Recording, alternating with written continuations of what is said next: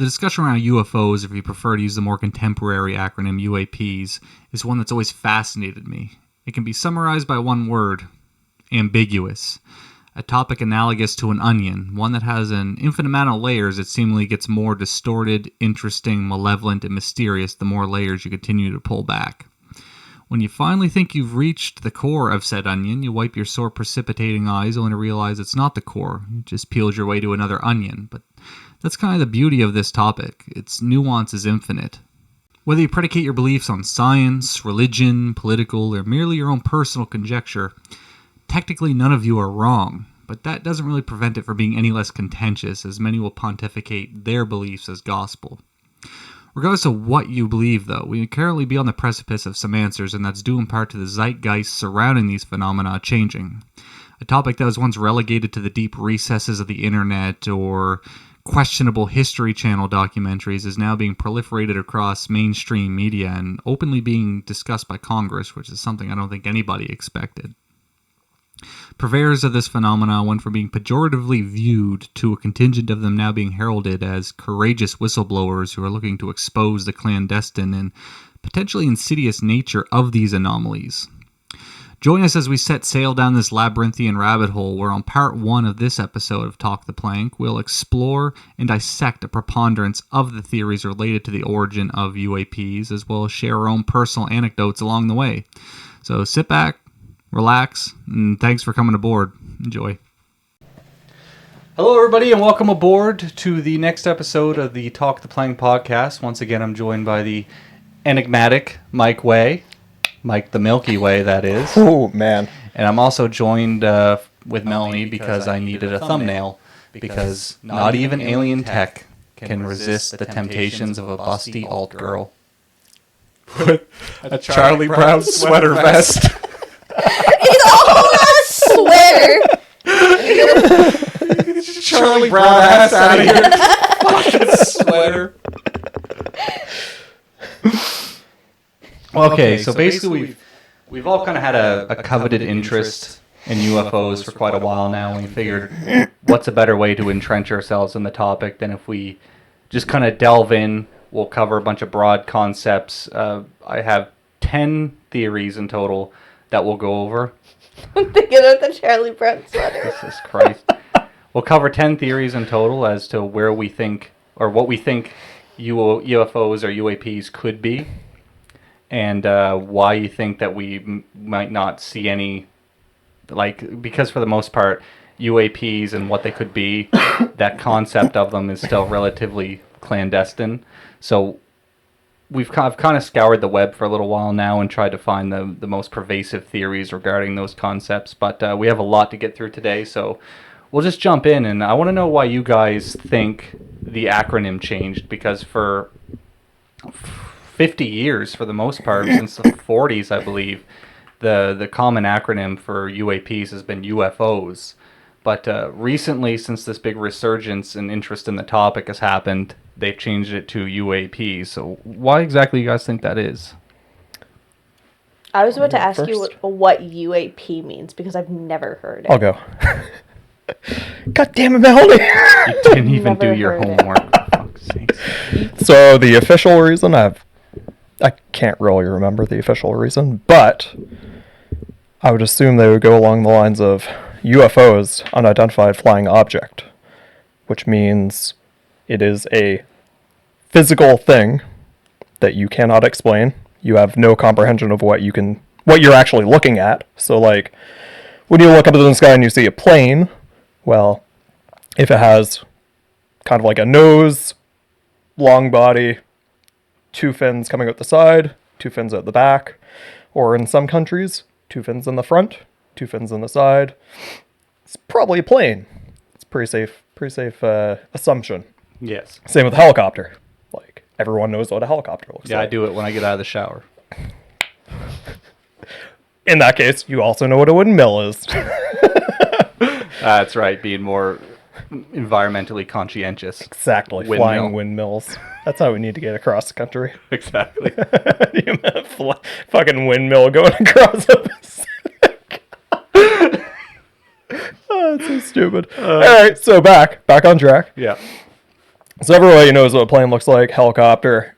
Now, if you see a cube flying through the air, all right, this is a little bit different. Now, if you see the cube has like lines coming from it from each corner, all right, that's probably a kite or like, fuck, I don't know, something that someone is controlling from the ground. Could be a UAV. Okay, sure. A UAV that goes boom, boom, boom, boom, and then goes into space.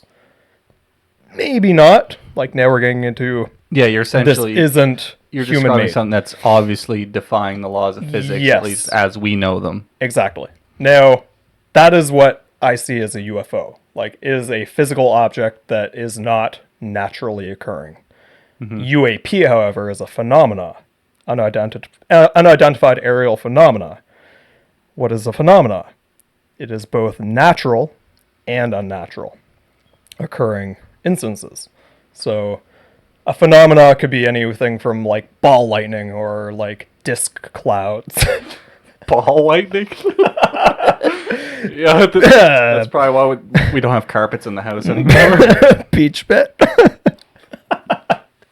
So you have these phenomena that are naturally occurring that when people look at them, they only occur in the specific circumstance or in the specific environment or conditions that they observe them. Yeah. So, like, I don't know the exact name of the clouds, but they legitimately look like UFOs. Like they're sometimes just alone. Like it could be a clear day, and then there's just like this pebble, like skipping pebble looking cloud that's just by itself and it's not moving. That's a specific phenomena that can occur on specific conditions.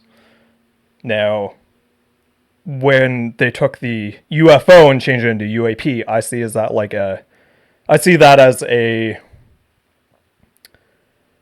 I guess, reduction in importance of what people are saying. So it's like, oh, I seen UFO. Oh, that means aliens. Okay. But I seen a UAP now. Oh, so that could have been like a naturally occurring thing that you just seen. Like it kind of takes away from credibility and broadens the scope of like if somebody's trying to investigate it. Holy fuck, now you're adding like naturally occurring weather phenomena in that as well.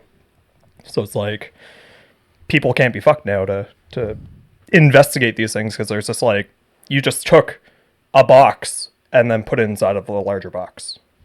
And when you describe that, that's almost like the phenomena that one of them that was reported on. But I view it a bit differently because I think the more contemporary change to UAP is because of the pervasive ideology of the 1950s. Because when you think of the 1950s, you think of those schlocky, cheesy UFO movies from the likes of Ed Wood, for example, with like Plan 9 from Outer Space. The whole green men and flying saucers that's basically what people think of when they hear a UFO. It's kind of what it's evocative was.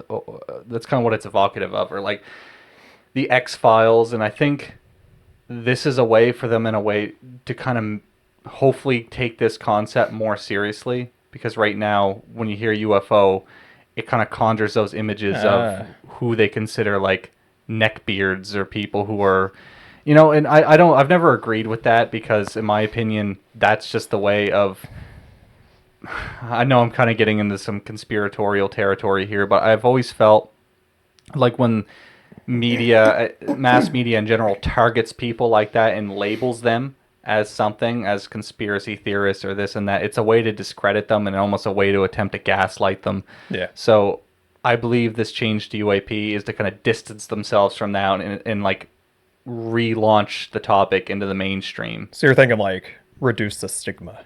Yeah, because of like UFO, oh, that person's crazy. Now it's like, oh, there's a UAP. Hey. Yeah, see that. Come on.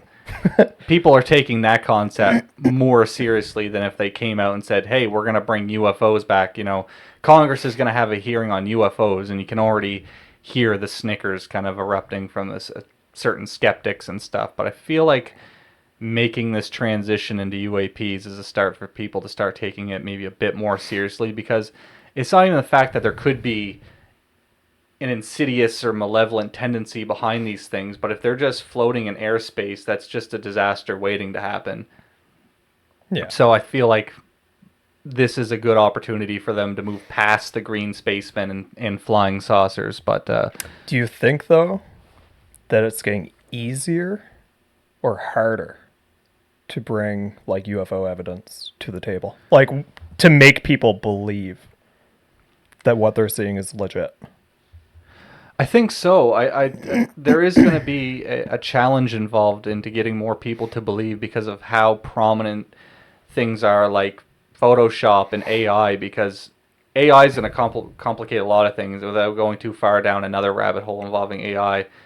There's a lot of images that have the ability to be doctored, so you never know what you're looking at nowadays is real. I mean, even you go in town and you look at a magazine sitting on the shelf, most of the people on there are synthetic or a blend of several people. I mean, I know that's kind of a weird analogy, but it's true. Just most people, what you go out and see nowadays, you're surrounded by inauthenticity. Nothing's authentic anymore.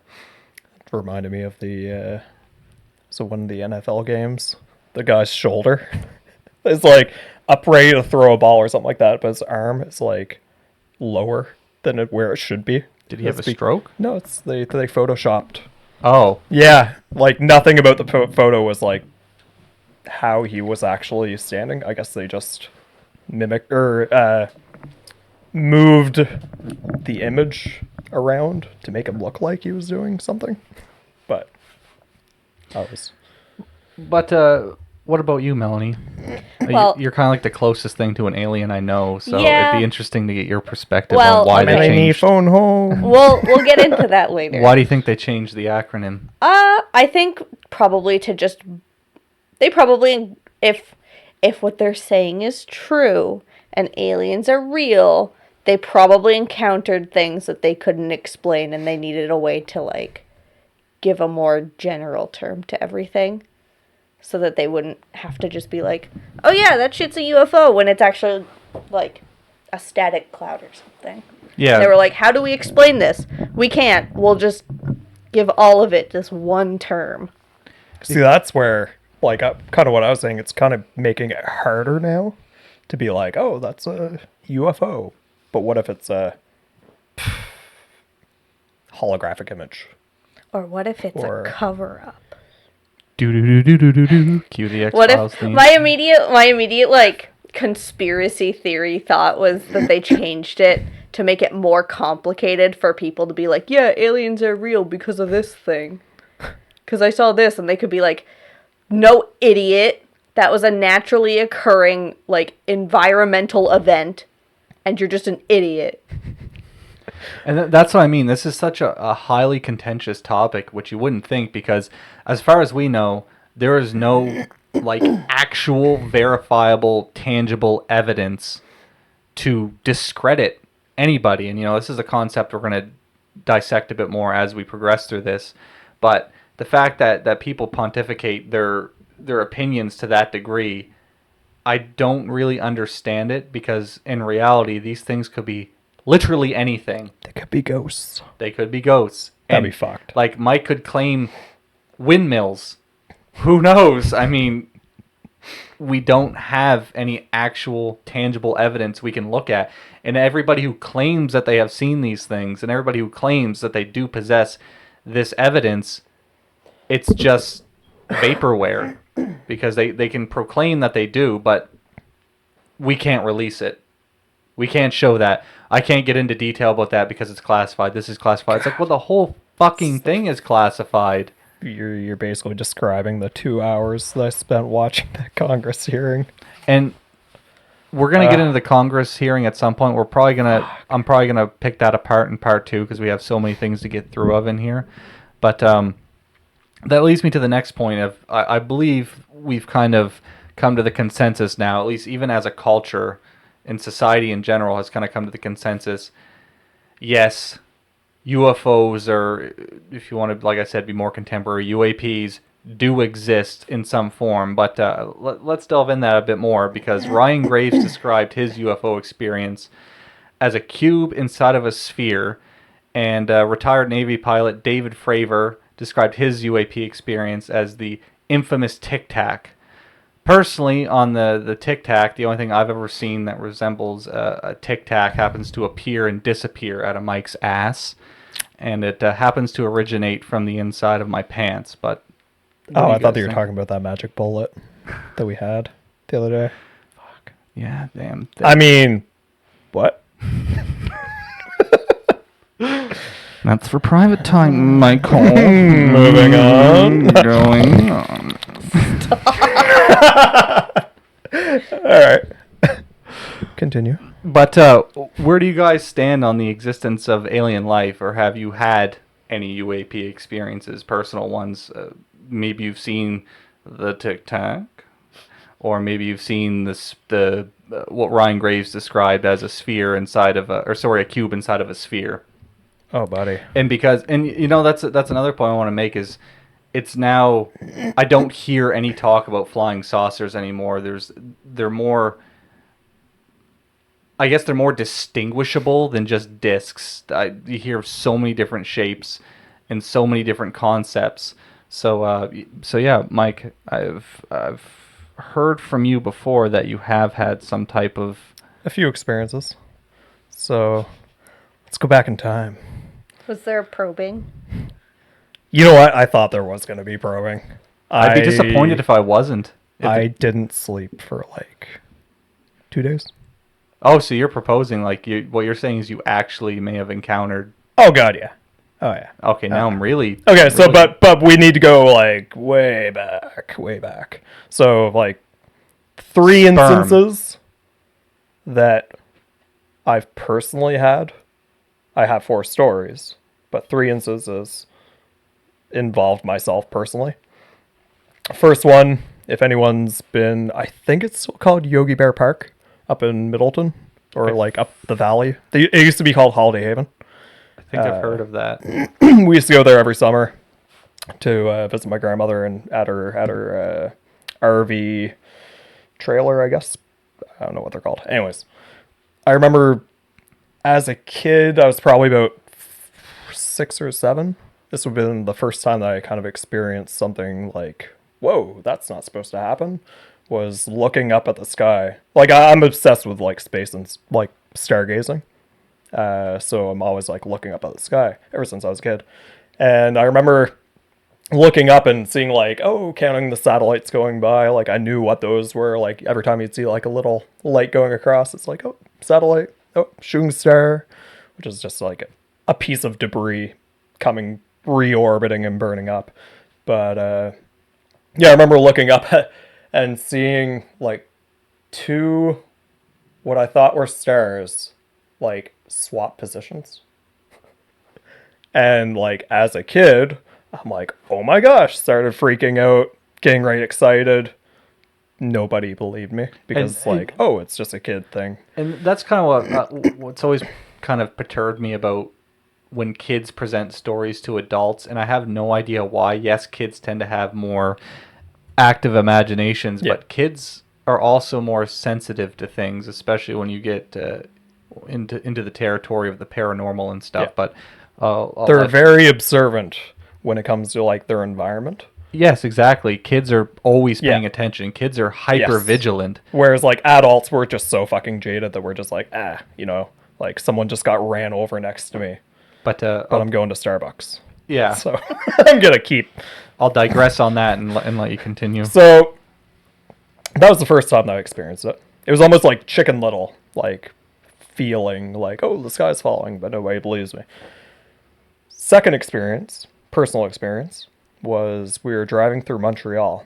I'd go to Montreal every summer to visit my father. And I remember I think we were in a traffic jam. And I remember like the radio, whatever song was on the radio, like just turned off. And the news broadcaster or whoever like was DJing the radio station came on and he's just like, so sorry for the interruption, but if anyone's like kind of downtown Montreal, if you look up towards the sun, you'll see there's an object being reported that's just like parked itself next to the sun. I just picture. I'm sorry. Do you mind if I interrupt this for? Oh yeah, I know exactly where you're going with this. Just like hundreds of people just crashing their cars because everyone's just up there staring at the fucking sun, and I could just hear the fucking lawsuits and lawyers pounding at the door. Everyone in Montreal's got cataracts now. But I just remember hearing on the radio, this guy's just like, yeah, there's this like reports of this object being like, if you look up at the sun, just to the right of it, there's a little black object. And it's just been sitting in the same position for 10 minutes or whatever. That's as much as I remember from that experience. We didn't personally look up at it because we were kind of smarter than the people who probably looked up at it. Hopefully their eyes are still working. But third story. Okay. My father tells this one to me from time to time. When he was in the RCMP, I believe, just south of Montreal, along the border, they got a call in about an object that had landed in a farm field. So they get in the patrol car, driving on down. It's like middle of the night. Come up over the hill. Boom! There's this like ship in a field. Now, this is kind of like, I haven't heard the story in a long time, so this is where the details might be a little bit hit or miss. But I believe that the spacecraft first like rose out of the field and then took off, which then, like, I think he said like not even a minute later, there's this warthogs, like 3 warthogs go flying over the hill, chasing this thing, like from the States. That's like, really? Do you know what a warthog is? Yeah. Yeah. Are you talking about like a Humvee? No. I'm talking about the plane, like the fighter jet. Okay, no. The one with a giant fucking minigun on the very front, and it usually has like a shark. They usually like paint shark jaws along the side of it. And it's got like rocket pods. No, it doesn't see. I was picturing the warthog from Halo. But... Yeah, Okay. me too. I was like, the one from Halo? It's like a 90s, I think it's maybe even 80s. But it's like, it's a pretty hefty fighter jet. Anyways, 3 of these things go flying over, chasing this thing. Now, again, I'm pretty sure it took off before the warthogs arrived. Might have been after. Like, so they weren't being inconspicuous about. Yeah, they just like came over the hill, like right when the RCMP showed up to this guy's place. Like, this thing takes off, warthogs come in. That or the warthogs were coming, and then it took off. That's where I'm not like, I can't really remember the story perfectly. But yeah, there's that story. And now the last experience I had. I don't mean to interrupt for a second, but regarding that last story you just said, your father's someone who has quite a bit of credentials. We won't get into his name and stuff, but your father's quite a reputable person. Yes. Like very credible. Yes, he's worked his way up, and that's as far as we'll go with that. The Prime That's more than we... Justin Trudeau is your dad. That explains a lot. He did Bodyguard, one of them. Oh. Yeah. Interesting. But anyways, so third story. This one happened in 2006, I believe. We were having a paintball war, an all-night paintball war, down on the islands, down Digby Neck. And there's a gravel pit that overlooks Westport, like the tip of Westport where the lighthouse is, and overlooking the bay. And I think there might have been like eight or 9 of us at like when we started. So we're having this paintball war. Nightfall, like the sun goes down. It's dark out, getting a little bit harder to play paintball in the dark. We've got like flashlights and stuff like that. So that was kind of our theory on how we'd play a 24-hour paintball war. But as we were playing, the fog started rolling in. Mm-hmm. And we're like, okay, we can't really play paintball anymore because if anyone who plays paintball knows, paintball and moisture doesn't mix. Like, the paintballs just disintegrate as you're shooting them out the barrel. Now, everyone kind of calls it quits. We're like, all right, yeah, we'll just create a bonfire, camp, Have a good night, kind of thing.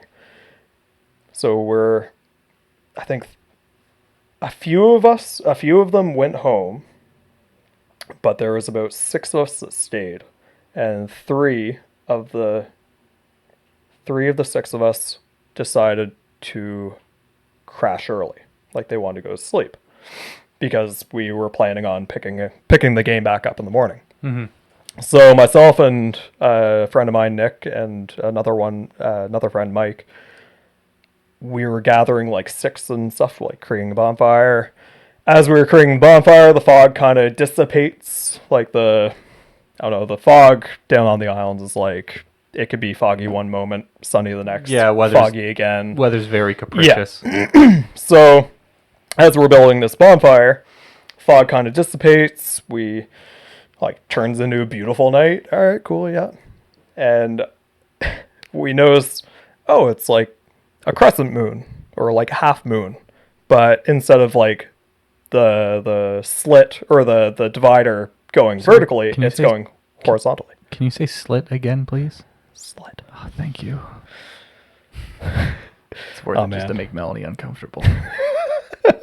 I'll ASMR that and put it on repeat for 30 hours. Oh, yeah. The ASMR part is the worst part. Stop. So this horizontal looking like half moon was over top of Westport, like the tree line of Westport, and you can kind of see the horizon of the Bay of Fundy beyond the tree line. So our initial thought was, oh wow, the moon's like huge, and it's pretty neat. Like it's like an orange moon.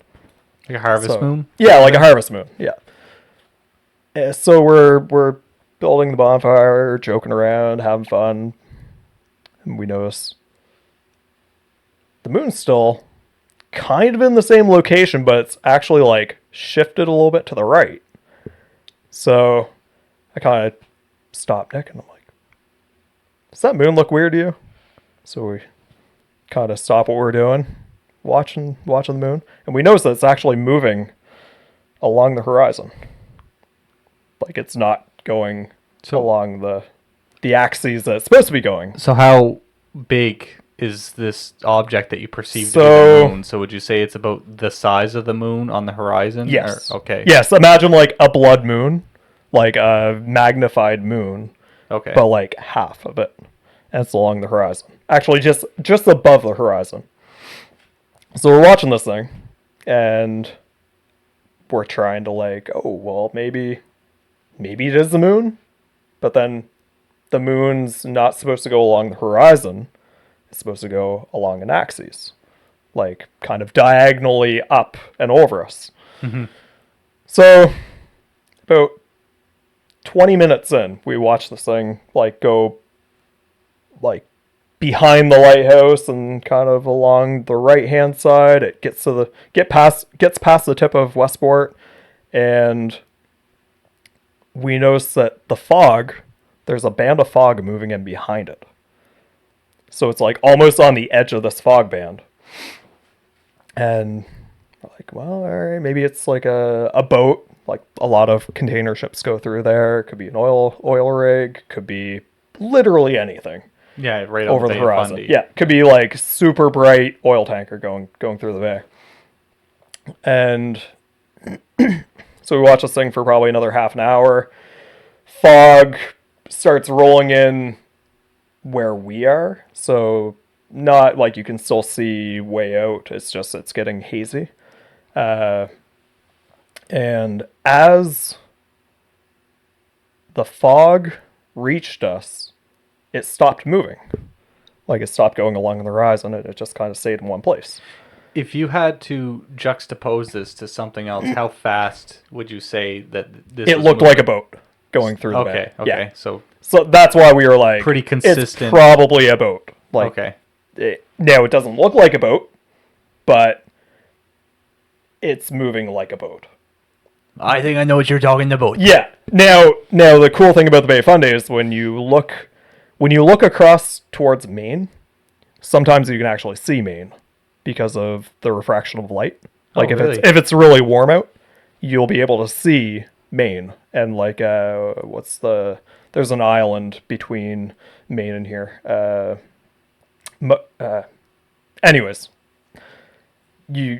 light will travel further, and you'll be able to see things that you shouldn't actually be able to see, like over the horizon. So the fog rolls in, it stops moving, and as the fog gets thicker, it almost seems like it's getting larger. Like this object is getting larger and dimmer. Now, by the time the fog gets really thick, now, again, if you live in Freeport or anywhere on the South Shore, you'll know that the fog can get really fucking thick. Yeah, like along the coastline in Nova Scotia, we're pretty synonymous with fog. Yeah, like 50 feet in front of you, you can't see past. Yeah.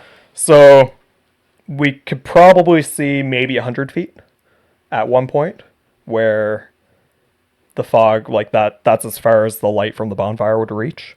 Now, by that point, the light was so dim that it was either being like completely obscured by,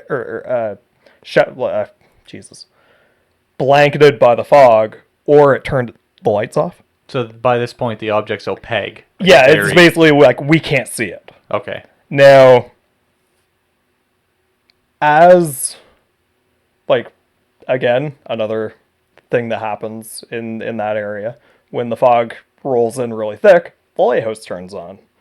Now, the cool thing about that, and also this is where it starts getting scary, is once the lighthouse turned on, you could see the outline of this object and the shimmer from the light, reflecting off of it every time the lighthouse light would pass. Mm-hmm. And it had to have been maybe 500 feet away from us.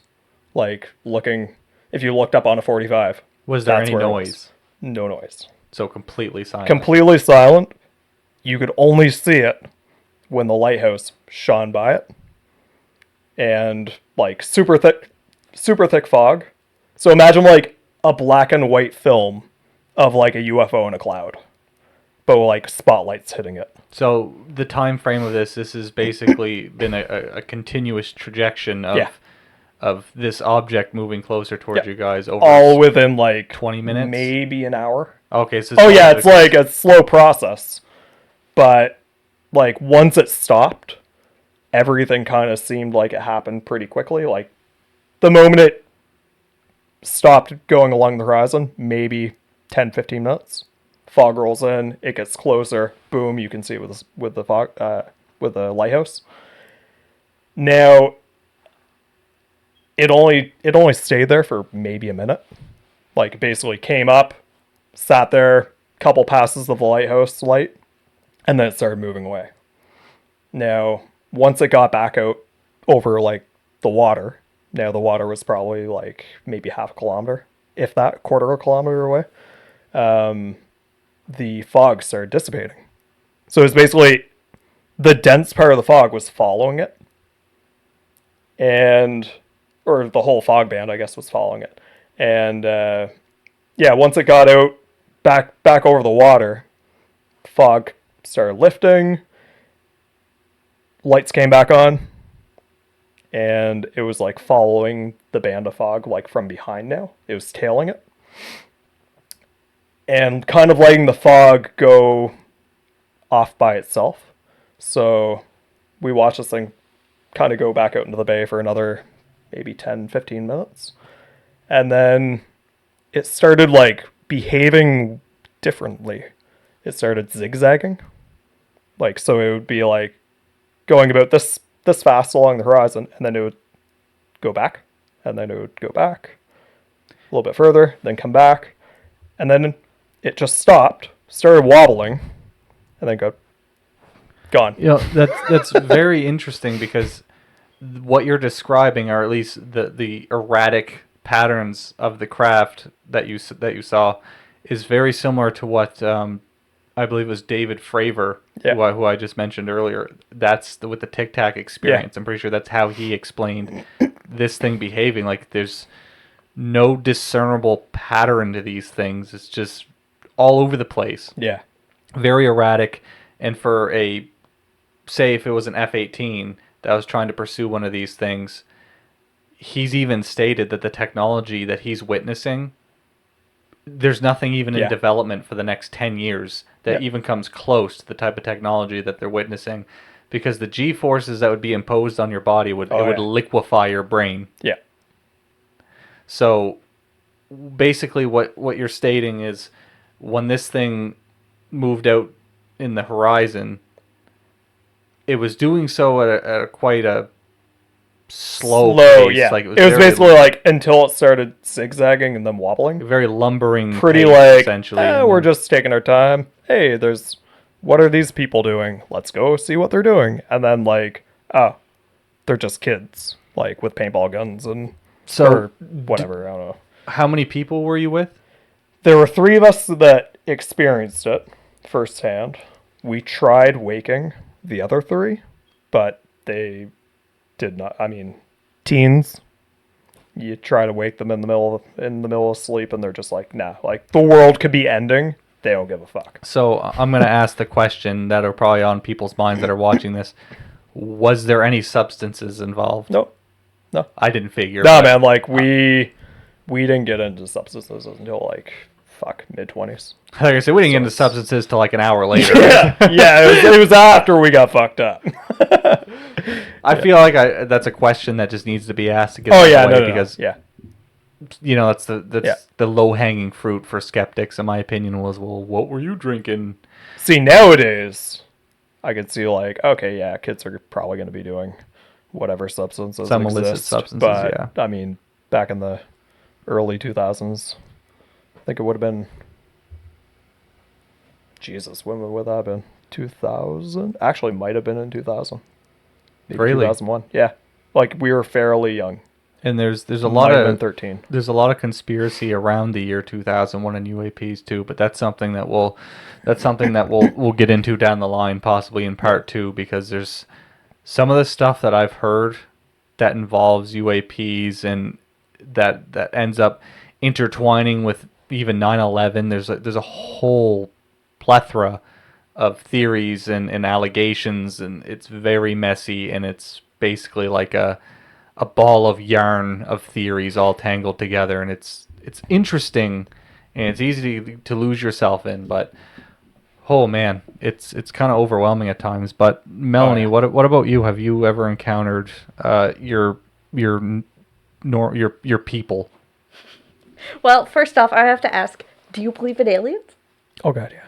Okay. Now the worst part about that whole experience though is that no one fucking believed us.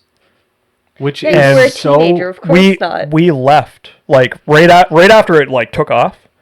We literally forced the other 3. I think one of them actually stayed because they literally couldn't be fucked to move. Like once they started sleeping, they just didn't want to be bothered.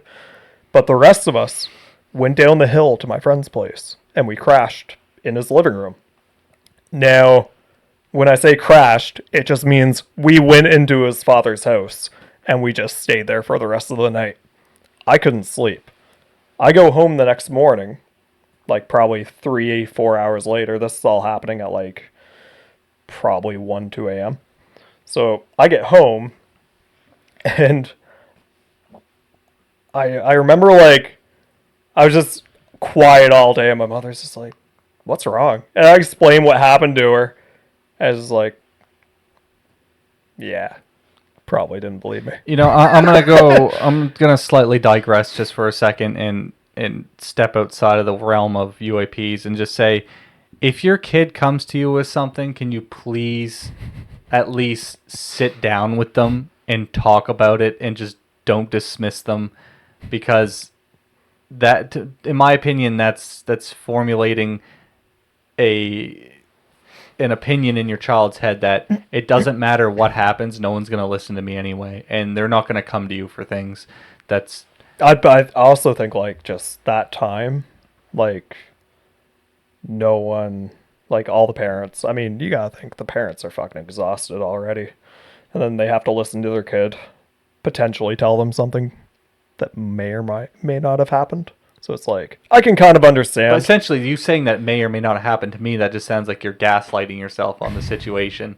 Oh, yeah. And the whole questioning your thoughts, I mean, it seemed like you were able to describe everything pretty much verbatim from what you've seen. So, I don't know. I just think that people should learn to actually sit down and have a conversation about these things. Yeah. Even if you think your kid is full of shit and he's had too much sugar, just sit down and talk about it and try to understand maybe what happened. I mean, you might learn something because, like we said earlier, kids are very perceptive and they're hyper vigilant, and they're probably going to notice things you don't, because as adults, the only thing you care about is how the fuck can I pay the next bill and go into work your 9 to 5. Yeah. Kids are taking in everything all around them all the time. And so you never know what they're going to experience, and if you make your kid feel like it's not going to be heard, then that's going to stifle them from coming forward to you with potentially troublesome things. And that kind of like, when we get onto our ghost topics, like what you just said is exactly what happened for like my ghost stories, or what like my experiences, and it led to some pretty interesting like results. We'll keep those, because like my parents actually listened and got interested in what I was saying, and it still fucking blows my mind what they figured out. Compartmentalize those thoughts, and we'll reach in and pull those files out at a later date. But Melanie, what about you? Like, before we switch back to Mike's story there, did you ever encounter anything like what he's explaining, or maybe something akin to what they've been describing? It was one time, and it was nothing as detailed as Mike's story. One day it was like the middle of the night, and I was hanging out with my friend, and we were just chatting. Like, we were getting into the deep shit, because we were like, this was like after high school, so I'm like 19, I'm fucking broody. So we're just talking about really deep shit, and like just looking at the stars, and we noticed this saucer sphere shape, like a round shape. I was like, that doesn't look quite right. Like, it didn't look like stars because of the color. Like, it definitely looked like lights, and they were placed kind of like uniformly in a line, and I was like, what the fuck is that? And we kind of stared at it for a while, and it just sat in the same spot, and it just fucking disappeared. Yeah. I was like, what the fuck was that? And then I came up with my alien theory after that. Yeah, and you know, I feel like you're not alone in having stories like that, because I feel like a lot of people notice those types of phenomena, and then they just kind of forget about it, or they just stick it in the back of their head somewhere where it rots away in their hippocampus. They try to rationalize like another explanation. Or rationalize it, but I'm more of an idealist myself. But when it comes to my own personal UAP or UFO stories, I'm kind of envious, but I don't have any, because I guess I don't really pay attention to my surroundings as much. I'm always lost in my own imagination, my own mind, and walking around broody and pensively, so I never really know what's going on around me. But I'm hoping that getting into this topic will kind of engender me to get out and actually start observing the night sky once again, because I love space. I love everything involving space, which, you know, the next part of this question is, do you guys believe alien life exists? Now, when I say alien life, that's kind of purposely ambiguous, because in my opinion, alien life absolutely does exist. Maybe not necessarily like a plethora of intelligent life forms. Do I believe those exist? I'm just going to say yes, but I definitely believe in the existence of progenitors to intelligent life, because even in our own solar system, let's take an example, Europa, Ganymede, Titan, Enceladus, the clouds of Venus, all these are possible microcosms for life, and even Mars too. I mean, the idea that life doesn't exist anywhere else except Earth, to me, that's a myopic viewpoint, because we're in a universe of what's the word? 100 billion trillion stars. I'm pretty sure is how many stars they estimate, just estimate, are in the universe, and the idea that we're the only planet with intelligent life form. I mean, I don't know if I really call humans intelligent life forms, but I guess it's the closest thing we have to intelligent life forms. It'd be myopic to say that we are alone. But I also want to point out that let's juxtapose Earth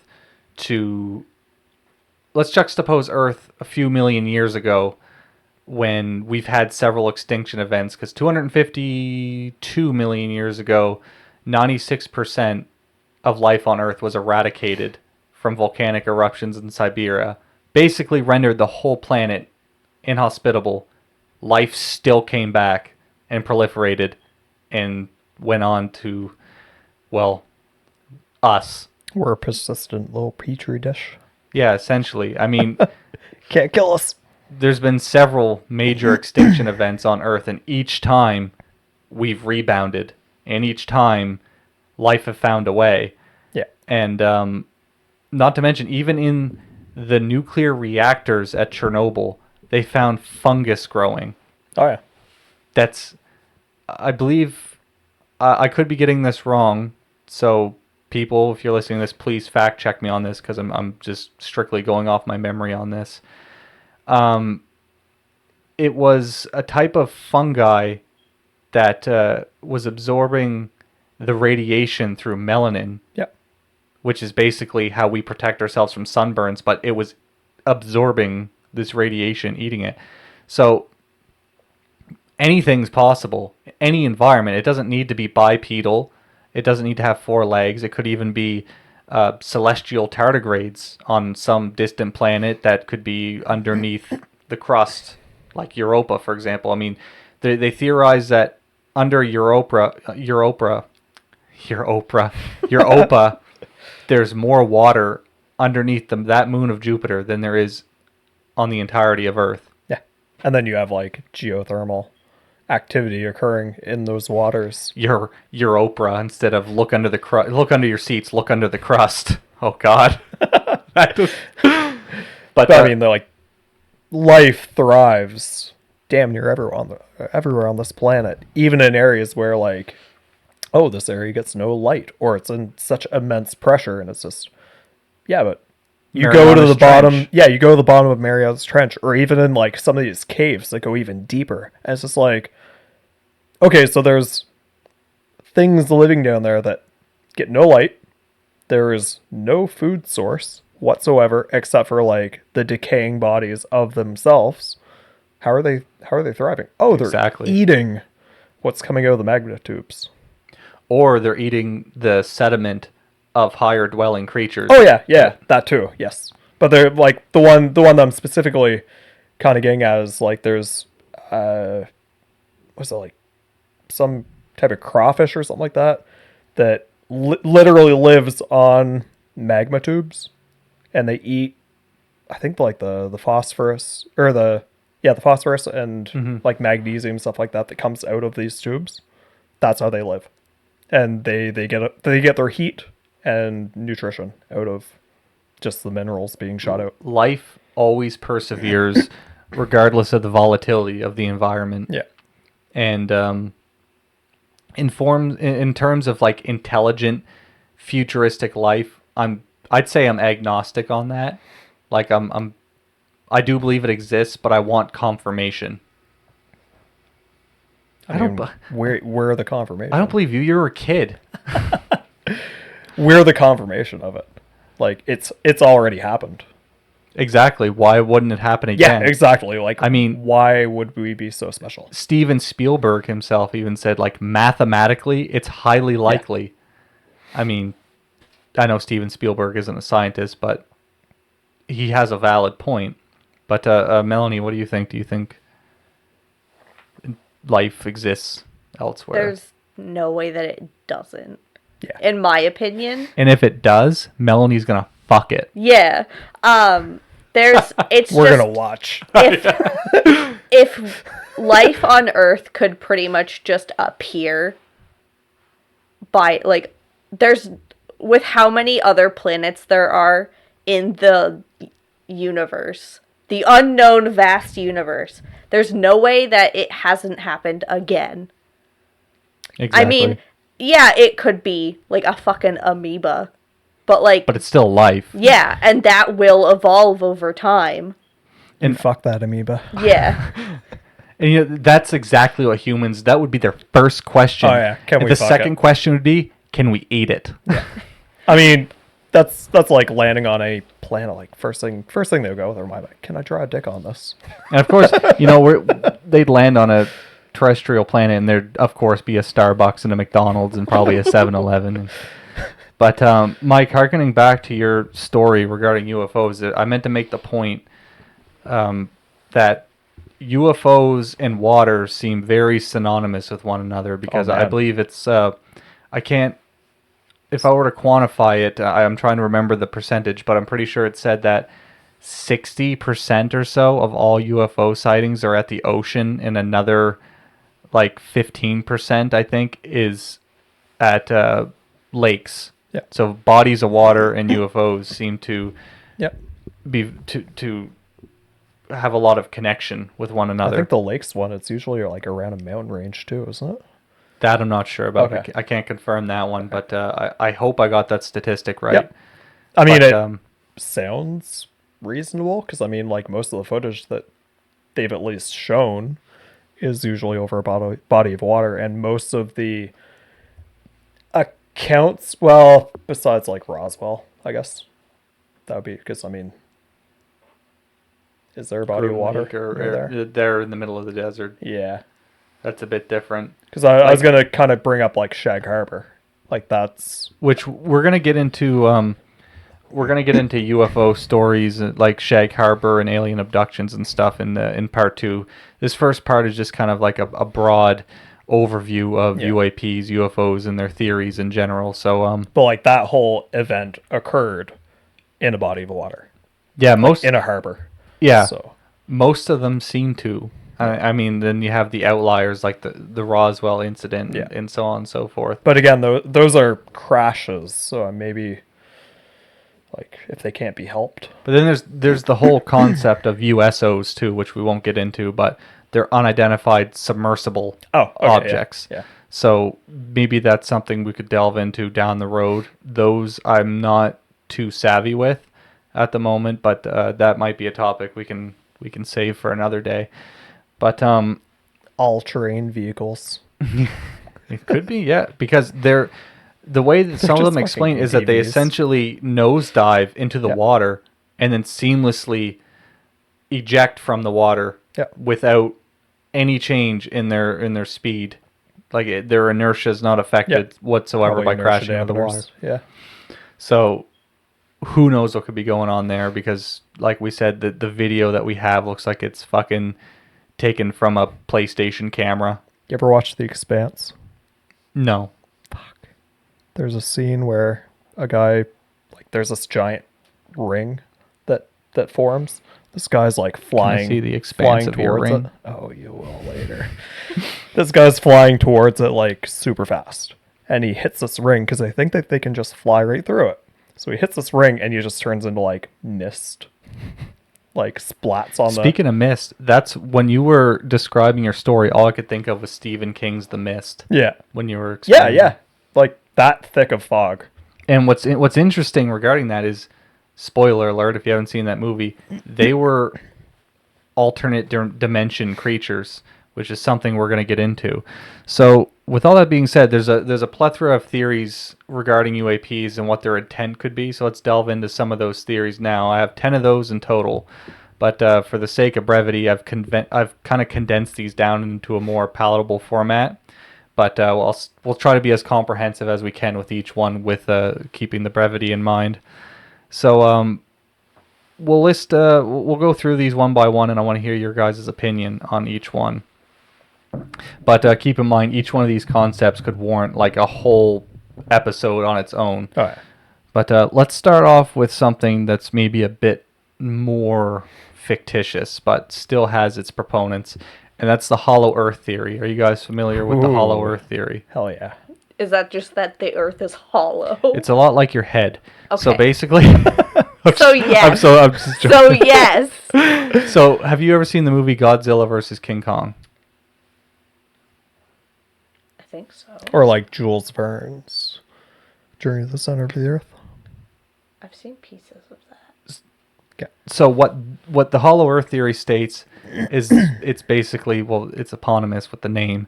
Godzilla versus King Kong, essentially, it explains the origin of those two monsters, where instead of coming from Earth, like the top level of Earth, or being extraterrestrial, they actually come from the center of the Earth, basically, whereas this theory postulates that the Earth is not actually solid, that there's a full microcosm. Like biomes. Yeah, like a full microcosm of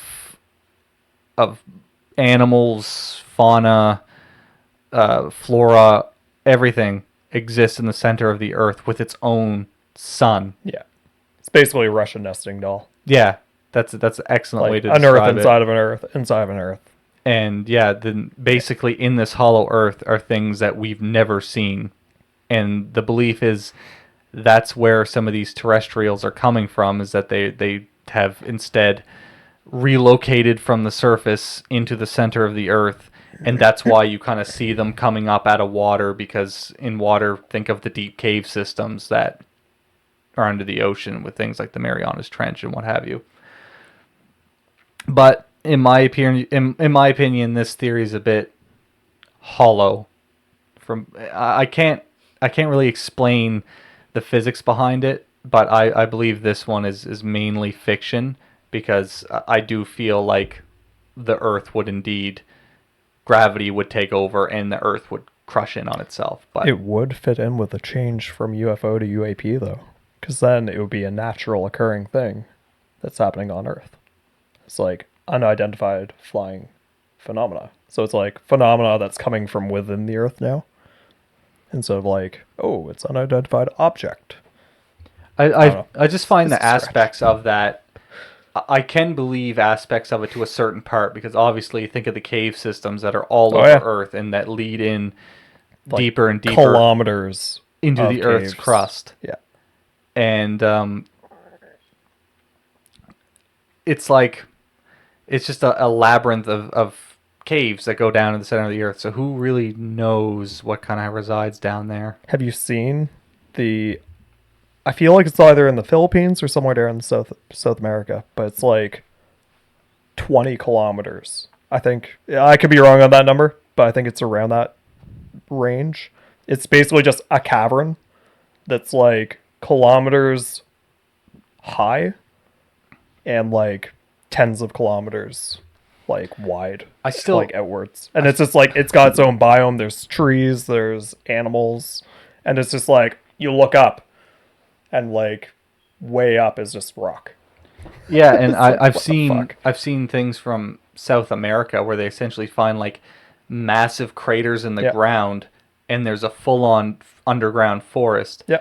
But where this starts to become too fanciful for my liking is when they state things like a sun in the sky and have all these separate features. And while I'm not going to dismiss aspects of this theory, because obviously we don't know what could dwell down in the depths of these caves, as far as the Earth being completely hollow, no, I like to think of it more like an ant farm.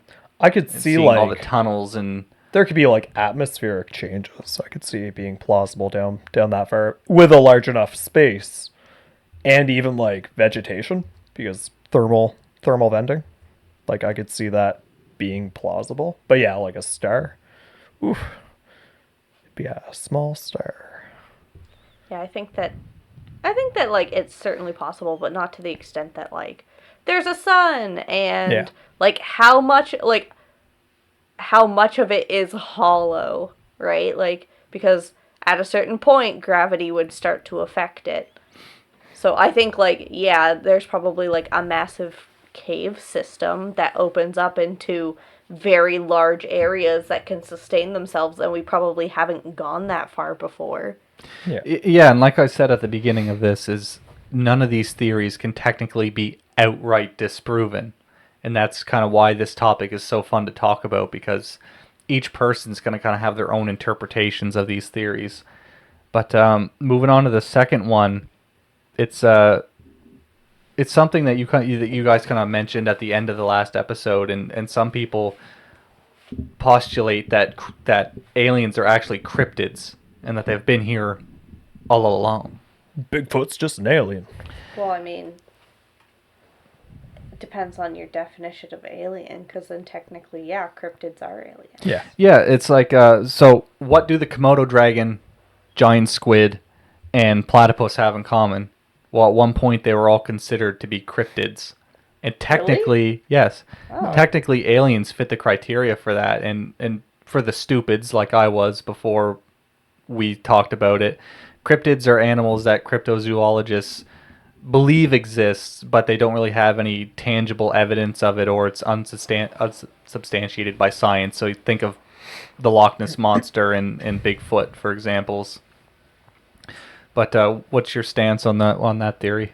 Oh man, like the fact, I believe that they're discovering like, I want to say thousands of species still every year, like in the Amazon.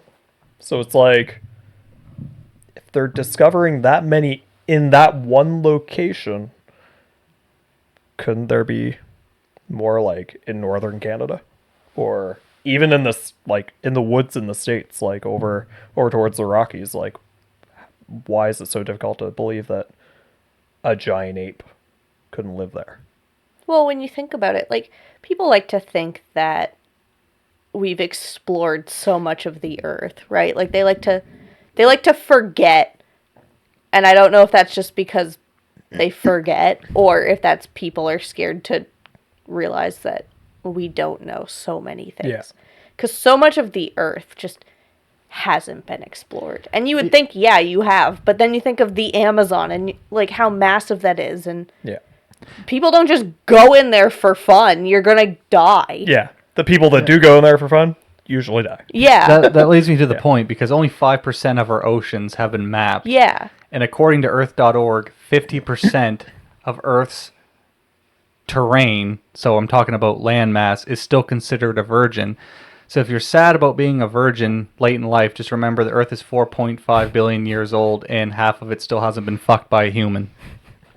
That's that was the other thing, is like how much of the ocean that we've never seen, because we can only go down so far before we're crushed. So your Jar Jar fantasy could technically exist. If Jar Jar Binks is real, I'm gonna fuck him. I mean, let's put it this way: if Bigfoot really does exist, and it's that, I'm like, sucking easy, those toes.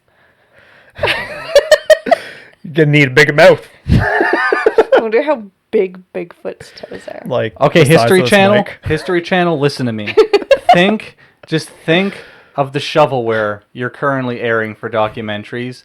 Now, give me lots of money, and I will take this beautiful young lady around the world, and we will suck try to get her to toes. fuck cryptids and suck their toes. We'll call it "Fuck Cryptids and Suck Toes" Yeah. What a descriptive name. with Melanie. Like, Those are the best kinds of that's names. the thing. Like, I'm not alone. If so many people ever encountered Mothman, there are so many women in the world that would fuck Mothman. I am not alone. Just to be the first one to do it. Yeah, I just want to be the first one. That's the way I see, like, aliens. If aliens come down, they've got, like, sex appeal. Oh yeah, I'm gonna try fucking. Oh, absolutely. So are so many But things. we gotta do it before they regulate. I can't get a human female to fuck me. Maybe I'll have better chance with an alien. You gotta do it before they put in, like, regulations, though. You know, Because that- eventually it'll be like, that's taboo or something like that. You know, that's an interesting concept, is what would the moral and ethical implications be if somebody wanted to have sex with an alien? Please stop fucking the aliens. The human populace is diminishing because you won't have just sex with each other. See someone in front of town, all fucking aliens is wrong. Fuck more people. Fuck less aliens. I don't know. I'm in favor of the aliens at this point. I mean, Mass Effect? Come on. Yeah. Like- Who hasn't wanted to Yeah. suck I mean, Garrus's Some toe? sorry. video games are kind of already letting us explore this avenue of human depravity. So Yeah. You know, I 100% didn't understand Garrus going in, and then by not even the end of it, I was like, oh, I get it. I'm one of those people now. Who's the one that, like, mind fucks you to death? It's been a little The blue chick. I Not- don't remember her name. Anyways, I would totally do that. Yeah. I mean, it'd be worth it. I mean, but we're not thinking of the fact that what if they look like face huggers or like the barnacles from Half-Life 2? Oh, you know someone on this planet somebody's is into it. like, You know somebody's already tried to fuck a barnacle. oh god, ew. You look so distressed about that. That's never been a thought until now. Well, That's what someone's Mike's got butthole. penis barnacles. That's what Mike's butthole looks like when I'm done with it. barnacle. Like when you kill the barnacles in Half-Life 2 and all their innards just spill out onto the ground. Anyway. Once they peel off tortoises. Anyway, and then when you think about like the terrain portion where like I honestly forgot what the fuck we were talking about. When you think about like how much terrain we've just never seen. Like I said, Like according there's to no way that there aren't things that there's no way that we've seen everything. 50% of Earth's terrestrial body, according to at least my notes here, Earth.org has stated that 50% of Earth's terrestrial mass is still yet to be. Yeah. Like, if you're someone like me who has a difficulty grasping how large the world is, like, to me, that's fucking ridiculous. And then I have to kind of check myself and be like, well, the Earth is really fucking big, and I just don't comprehend that well. Yeah. And you know, the fact that we still have yet to tap in to this, I mean, there's a lot of overcrowding on Earth, but then you see statistics like this and just think of how much land mass we still have to work with that we're not really taking advantage of. Yeah, Do you and think? we fucking shouldn't. Do you think that's why, like, Antarctica is, like, off limits to most populace? It's like only select people can go there for research purposes. And it's We like would every destroy it. country has, like, a section of Antarctica that they technically owned for research purposes, but you can't militarize it.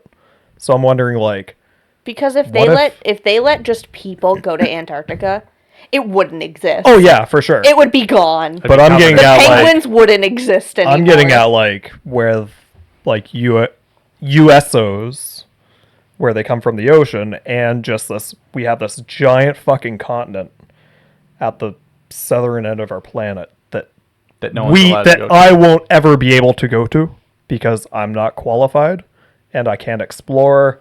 Probably majority of what's coming out of it is probably classified. What if that's like The thing. But you where know, they're I've never actually. That's an interesting concept because I've never actually seen any theories relating to Antarctica being a haven for deep government clandestine labs or what have you, or bases, which you kind of make a good point on that, is that there's like no what one's is allowed basically to like there. Atlantis. Like that's where these UFOs and UAPs are coming from. Like that'd be fucked.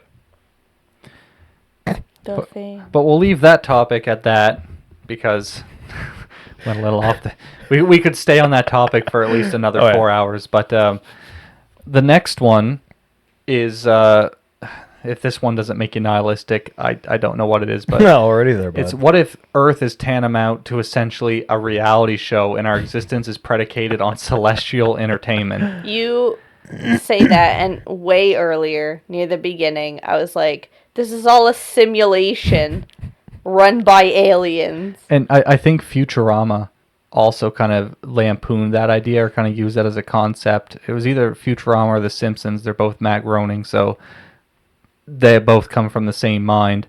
But to me, this is just such a pessimistic theory that we're literally just here for our antics to entertain some celestial body as they just kind of sit here and laugh at us as we just trip over ourselves. I mean, if Oh, so you're thinking like a religious- Truman Show kind yeah, of that's like exactly. That's we're all Jim Carrey. If Yeah. you're Yeah. religious, isn't that just what God does?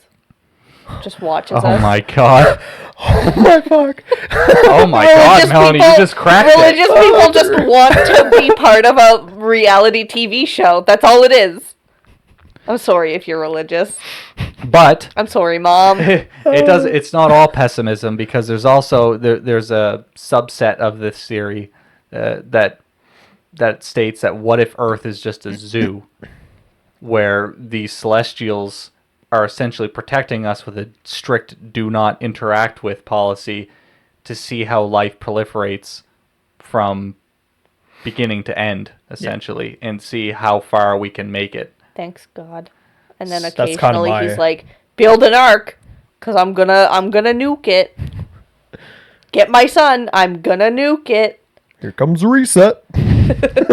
So what do you guys think the plausibility is on that one? Do you think that one is... I've always thought that, like, we're just us. We're... How do I put this into a comprehensive format?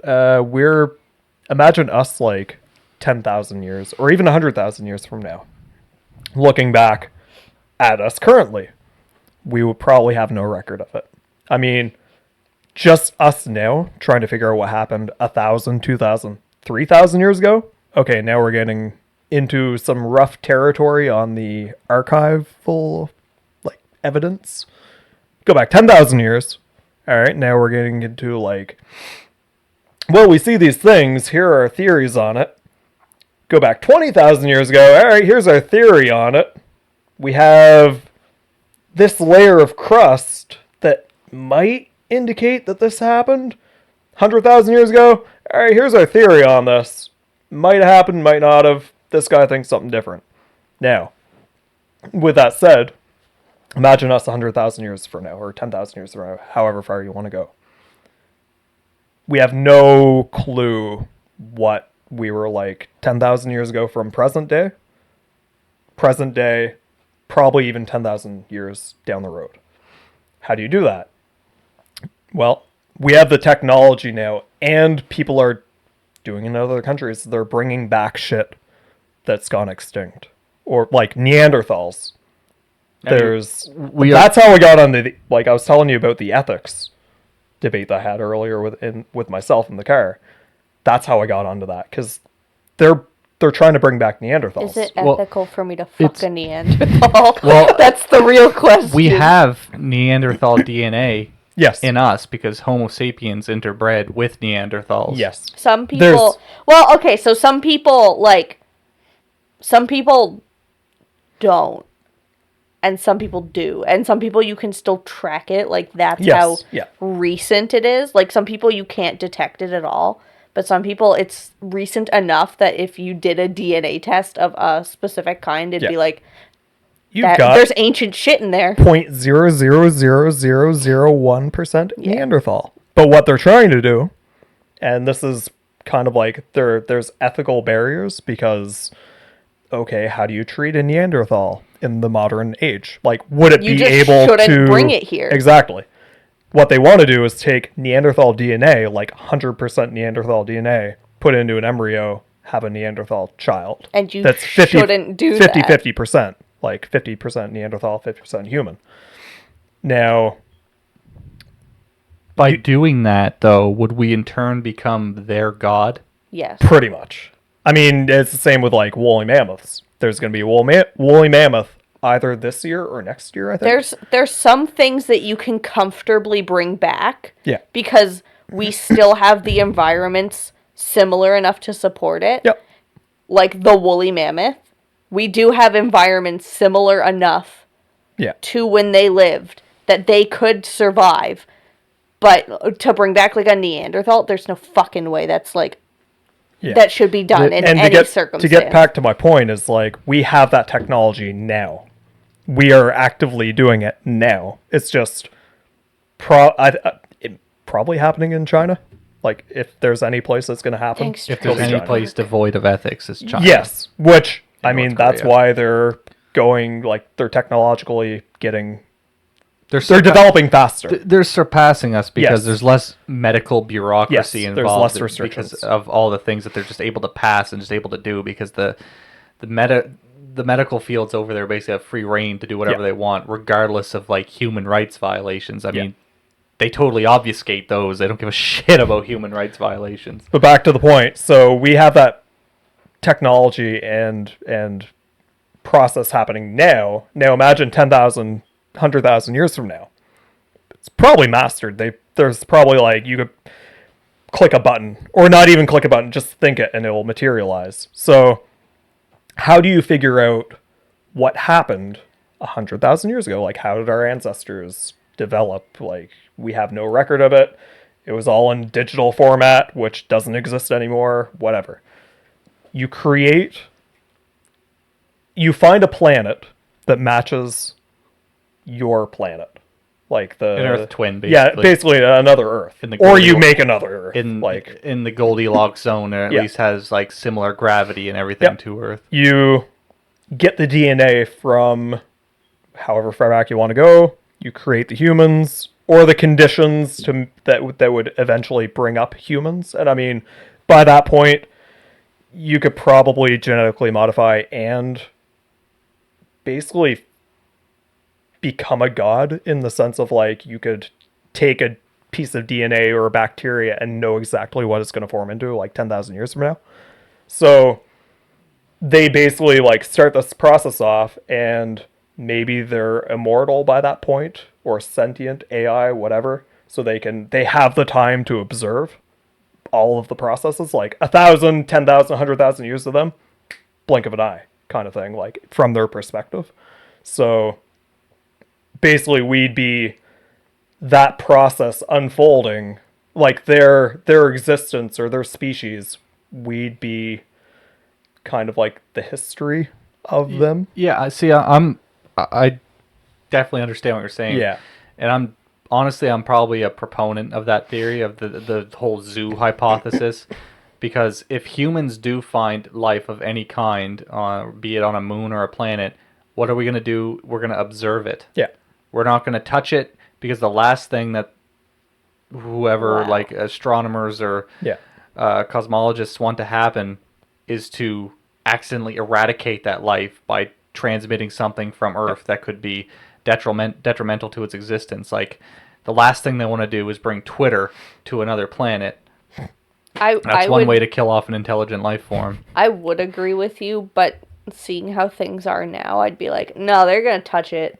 Oh, yeah. They're going to touch it. That's why I think, it's going to go. That's why the activity is going up, and maybe that's why things are starting to come out in the open. It's like, maybe there's something bigger about to happen, or... We touched something, so now we have to tell you about it. Yeah. Yeah. Like, now the UAVs that we've been sending, the unmanned drones, are now manned, like, or the manned drones. Yeah, I guess it would be the other way around, because now they seem like there's less like spherical or like saucer shaped, and the saucers were like kind of hand in hand with like legitimately like seeing aliens come out of them. But now it's like, oh, they're smaller. Yeah, they're Tic Tacs. They look like drones now, or like observing vehicles. And I've never heard of one of these newer crafts, the spherical ones, the Tic Tac shaped ones, crashing. Yeah, it's as far as I actually remember, back to the 50s. It's that's where the whole. It's where it's evocative of the flying saucers and stuff, because that's what's rumored to have crashed or careened into the ground and been harvested by the U.S. government. But those are theories we'll get into a bit later. But as far as it stands, I definitely believe that the whole zoo hypothesis is very probable, in that what's happening is that you have these terrestrials who are coming over to essentially just monitor us, but they don't want to get involved. And that these newer craft are probably unmanned, because I believe what Ryan Graves said in his description of the sphere inside of a cube is that it was like transparent in a way. Like, part of it was transparent, but I think the sphere part was opaque. Yeah. I think that's the way he described it.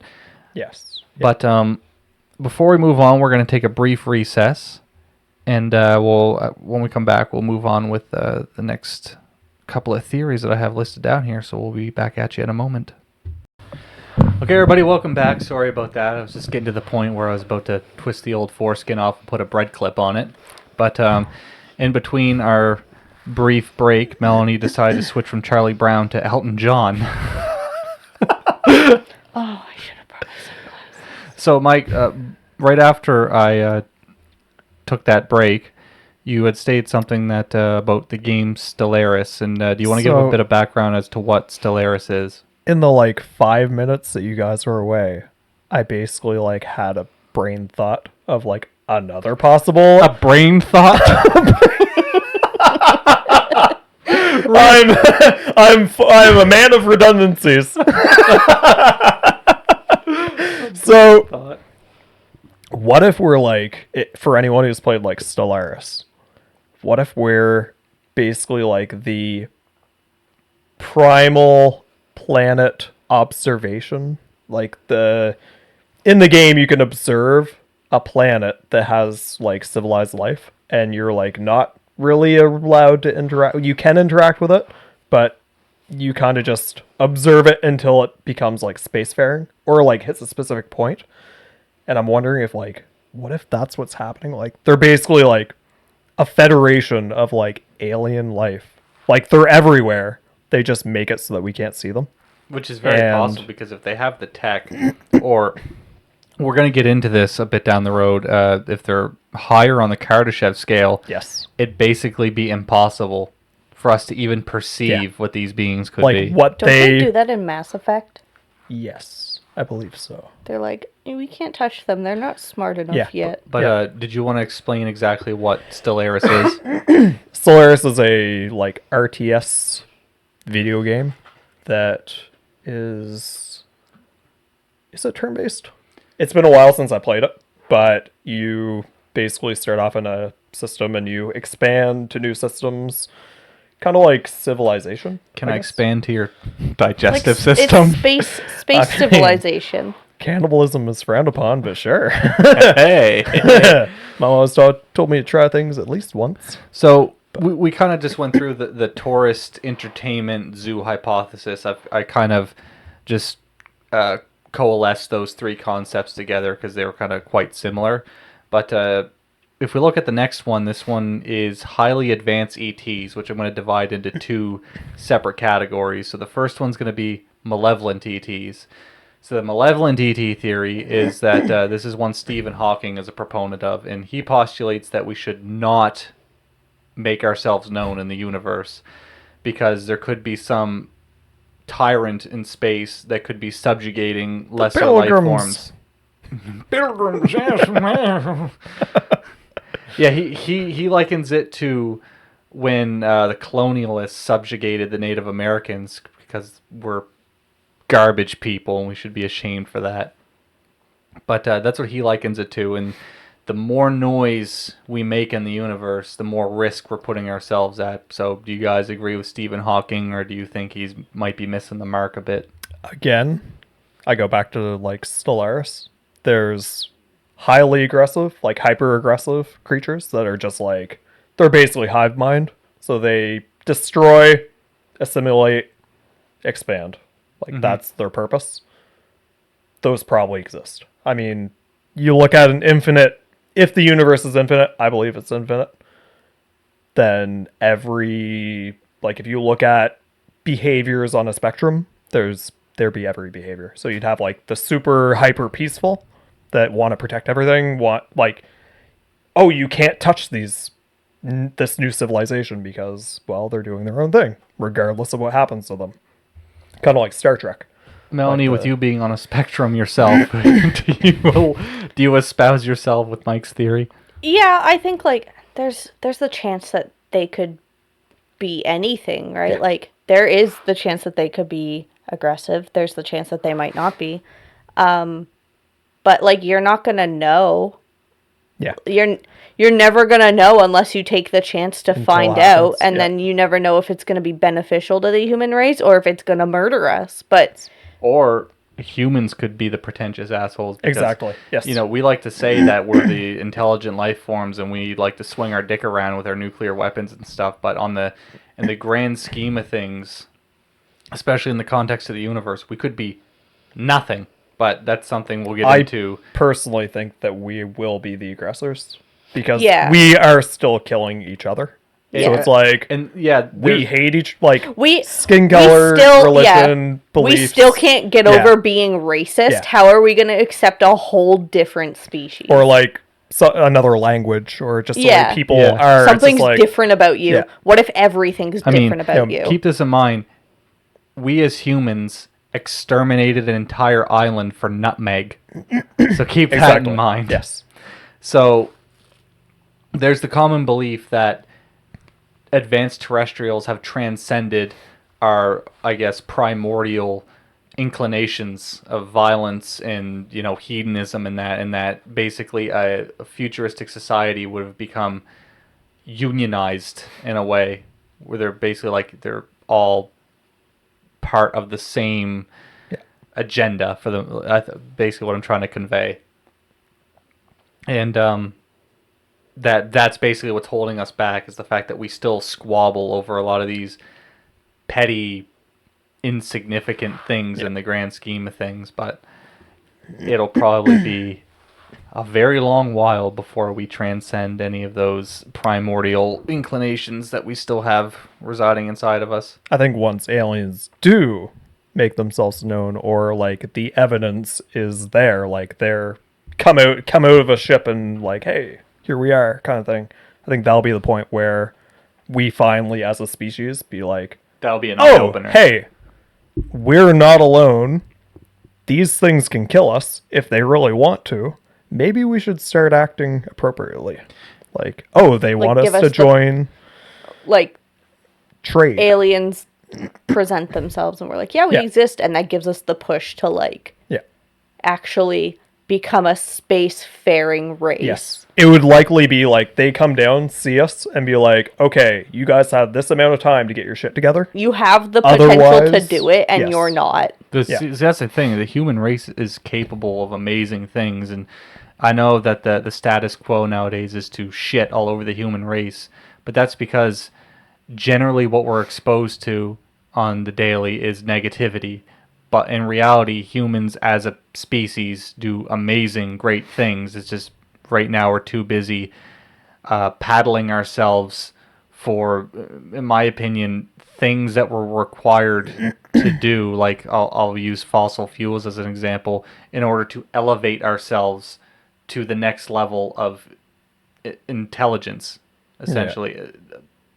Because once we advance past fossil fuels, cool. It's basically like we're constantly moving up a ladder, and we can't keep shitting on ourselves because we need to take advantage of fossil fuels for the time being. And right now, people are being made to feel guilty for doing that. All existing is now for us is you should feel ashamed about what we did this long ago, and let's not work as a species to overcome these differences. But going a little far off the topic there, but if these aliens are malevolent, let's hope they're like the ones from did you guys see that Mel Gibson movie, Signs? Directed by him.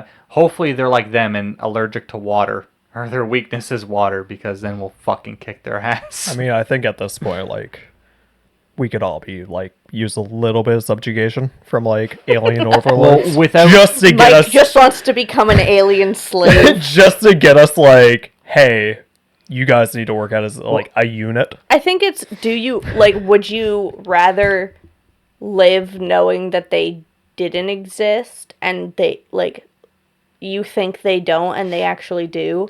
Or do you want to live having known that they existed? Well, I think the thought of us being alone is a pretty damn dismal outlook, if you ask me. It makes everything pointless. That's utterly depressing. I guess, like, you don't know that they're evil until you actually meet them. And that's kind of like you miss 100% of the shots you don't take. Yeah, exactly. That's a good way to put it. You're not going to know. Yeah. So you might as well find out and then deal with the consequences then. I think the craziest part is, like, we've had radio for what, 150 years, roughly? Probably around there. I'm not good 120 with numbers, or something like that. So that's as far out as our signal's gotten.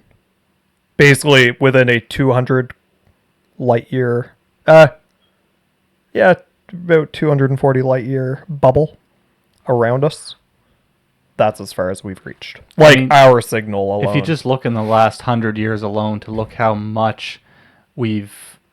far we've come as a species in terms of technological advancements. I mean, look at the thing we carry around in our pocket and, get pissed off at and throw across the countertop when you get home. I mean, it's everything that you could want or need is accessible through one thing in your pocket. Yeah.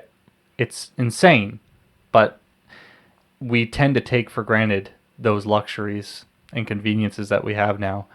But on the opposite end of that spectrum, and the antithesis to the previous theory, is the Benevolent E.T theory, which basically what this states is that while rudimentary life forms could be more pervasive, ones that exhibit intelligence more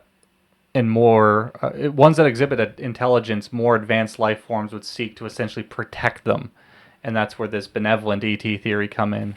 But that comes back and harkens to what we mentioned previously. Well, what would they protect us from? And ourselves, because if there's anything humans have excelled at, it's contriving various methods to murder each other with. Can we blow ourselves up? And what's better than killing one person with antithetical views? It's killing a lot of them at once. Yeah. And that's where the whole theory of what if they're here to protect us from mutually assured destruction. And what's interesting about this concept is, according to Luis Elizondo, who used to be in charge of ATIP, which is, for those of you who don't know what ATIP is, it's the Advanced Aerospace Threat Identification Program. So he was the director of that, and a lot of theories state that UAP sightings and nuclear testing grounds are synonymous with one another. And back in the 1960s, Air Force personnel testified to UFOs disabling 10 individual warheads on 10 separate systems, and that's what kind of led to this theory propagating, that they're trying to prevent us from nuking ourselves into oblivion. And the timing can't be more perfect. What purpose? What do they... are they doing it just because they feel bad, or do they want something? Basically, they're doing it because of how coveted intelligent life could be, and basically they've seen us progress from a single They can see the potential. They're pro-lifers? Yeah, they can see the potential of, hey, if these guys can survive for another, 1,000 years, what could they accomplish? So let's, keep them from destroying themselves. It blows my mind about, you think about technological, this is going back to the previous topic, but you think about the technological advancements that we've made as a species, and you think it's so long ago that these things have happened, but it's within a person's lifetime that is still alive now, that these things have happened, that these advancements have been made. Technology, on a time scale, has basically gone like this, and then within the past 100 years. And it's just basically vertical incline now. It's. And now we're getting to a point where we're escalating towards all-out war, potentially over this technology. Because if you look at Taiwan, Taiwan is where all the most contemporary and advanced chipsets come from, and basically the U.S. and China, it comes down between them two, who are in a pissing match over who gets to assert dominance over Taiwan, because of course China wants to subjugate Taiwan back into China, because they believe that Taiwan is basically theirs. Yeah, they believe their rightful. They believe that they own it, or that kind of like what Putin's doing with Ukraine. But of course, that we're speaking and we're being kind of reductive when we're talking about this, because there's so many nuances to those topics. So I don't want people to think we're just grazing over things. But the timing of all that. Just the UFO in the 60s? Reoccurrence. Oh, reoccurrence. No, today. Just the amount of activity and just what they're trying to do with that activity. Just the government and just how open everything is. Kind of ties into what you're saying about they might be more. They might be trying to interact with us more because we're basically on that path of hey, these people look like they're about to kill each other. Oh, you made me think about how nobody cared about aliens like about like high-ranking officials being like, yeah, aliens are real, and nobody cared because they were like, every time you guys release like crazy information, it's to cover something up. That was like, what was it, 2014 when the Pentagon. You guys keep that in mind because we're going to return to that topic down the road a little bit in this conversation. I don't remember what it was that people were saying they were trying to distract from, though. I just remember seeing the memes. Like, it's pretty bad. The world's jaded when the Pentagon releases UFO footage and no one gives I forget a fuck. what it Yeah, was. see, hold those thoughts because we're going to delve into that. But in regards to the Benevolent E.T theory, where does that stand in your guys' I think it's possible. I think it's possible, but for me, it's a bit less possible because why would they care? I guess. For me, I just struggle to believe that something is like, we gotta protect this. But I think that's just because we've been raised so negatively. Because if we go outside, you see an insect on your door, what are you gonna do? You're gonna kill it. You're also talking to me, so it could also be that we're the only life forms that they've come across. That's fair. That could in their existence. They're like, God, I just want to talk to somebody. Well, it would kind of be like the tribes in like the Amazon. Like they don't want people to go there because or like these people have been here for X amount of years, like North Sentinel Island. Yeah, like it's kind of like its own microcosm. Like it's restricted area. These people leave these people alone. Don't study them. Let them be. Like protect them. And we at the same time, what do? We observe them. Yeah, because they're basically it's fascinating to see something from so far behind where you are, like technologically, that you just can't can't comprehend going back to that time, but you can see it in real time. Could you imagine being like in a rainforest with like sticks and spears and rocks and shit like that, like no clothing or very little clothing or whatever, like no technology that we have, and then like looking up and being like, this thing keeps going over the sky every 20 minutes to them, and it's a UFOs. Fucking plane, like a plane route. Like FedEx just delivering fucking packages. I mean, like dildos to some fucking person in Canada. They're essentially North Island. They just start dropping dildos. That's the only interaction with people. But could you imagine like what's going through their minds? Can you imagine seeing them like charging the beach with a bow and arrow, and the arrow's a dildo? That kind of makes me feel a bit more plausibility towards the zoo theory. Yeah. Because now that you mention it, like we do observe these people because we don't live like that anymore, and we haven't for so long that to us it's so foreign, and we're like, it's like, wow, how the fuck did they do it? Like, how are they doing that? How are they alive? And it's the same. It's our window into antiquity, basically. It's like, this is rare, we need to preserve it. And then, like, aliens could look at us and be like, wow, we can't even remember a time when we were that fucking behind in technology. Like, it's fascinating to watch. But, so you guys are kind of... You believe that there is some possibility to that theory, and that it kind of intertwines in with the zoo theory, basically. Yeah, I mean each theory is equally as positive. That's like, what I mean. It could just be like maybe they're just observing us, and there's like an armada of fucking aliens. You say each ready theory, to come down. but I don't know. I think Hollow Earth is a little. Oh no! I mean like a little bit lower. Benevolent and versus malevolent. Yeah, they're probably like.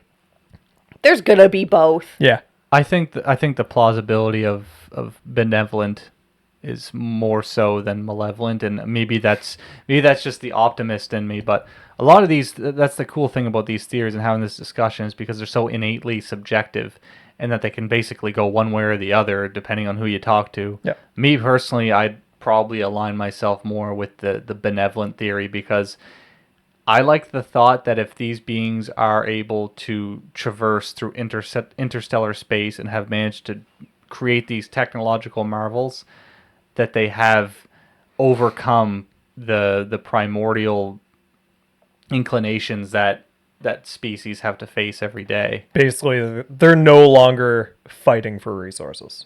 Yeah, Because that would be what it would boil down to, is like a resource issue if you're going to be invading another planet. It wouldn't be like, hey, we need to kill these guys because like a peaceful civilization, like you wouldn't annihilate them because they're peaceful. It's like, no, it's because like they might eventually get to a point where they're going to be taking resources away from us, or we need their resources. Or they're naturally just a bloodthirsty race. Or that. What's an alien gonna need? I mean, is it gonna need fucking coal or oil? No. Could be. I mean, that stuff is already almost antiquated to us. Yeah. But we're not quite there yet. Water. But isn't that like a big one in like science fiction? Is just like they need water. Yeah. Yeah, you got it. That's another one. Unless you're talking about signs, and in that case, their weakness is water. So makes a lot of sense. They go to a fucking planet that rains every fucking day. Yeah, and it's like 70% water. Yeah. What could go wrong? This next theory, there's a lot to it. I have a lot written down, and there's a lot of... basically, this seems like one of the most pervasive and ubiquitous theories that people tend to mention in regards to what the UFOs may be, and that's that it's government technology. Now, there's kind of a branch of this, or like an asterisk. It's government technology that has been harvested from alien technology. So it might not be that aliens are necessarily visiting us, but they crashed a la Roswell, and they essentially extracted the what? Just, when you said like government technology and stuff like that, my brain just went to fucking like moon Nazis. Like there's a movie about that. Yeah, that movie there. Like they're just like coming back down to Earth, and like each time they fail, and it's just like, we got another fucking like Nazi foe or whatever they call them, NFO. Damn it! I can't. We'll have to figure out that movie. I thought this time we were visited by aliens, but just the Nazis again. Just the Nazis coming back. Fucking cockroaches. Or they're like, okay, just wild theory here. Maybe that's why like Elon wants to nuke like Mars. What if the Nazis are on Mars and they're just like bringing UFOs down, and Elon's just like, hey, isn't nuking a planet a way to terraform it? It is, but it's also a way to kill Nazis. You're not wrong.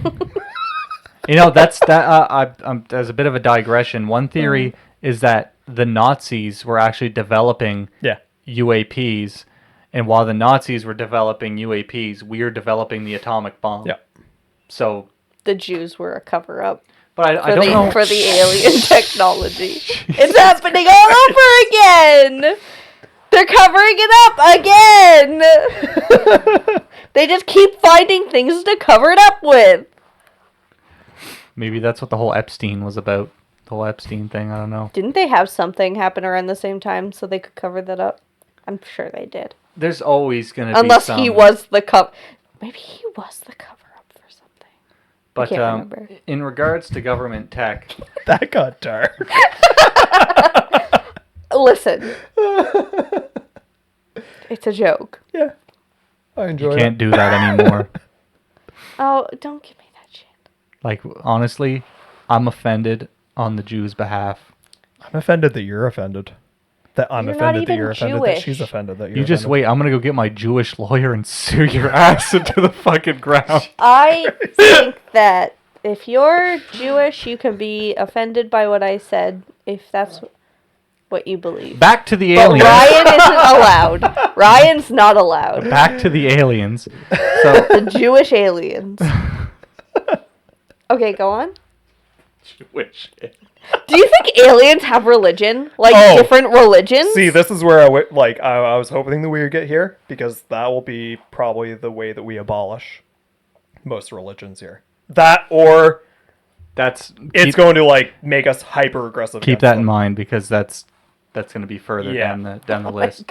But we got to get through this government tech one, because there's a lot to it.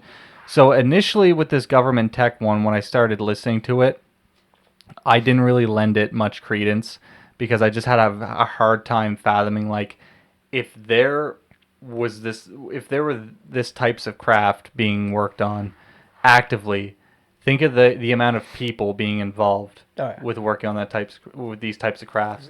And, you know, human trust is dubious at best.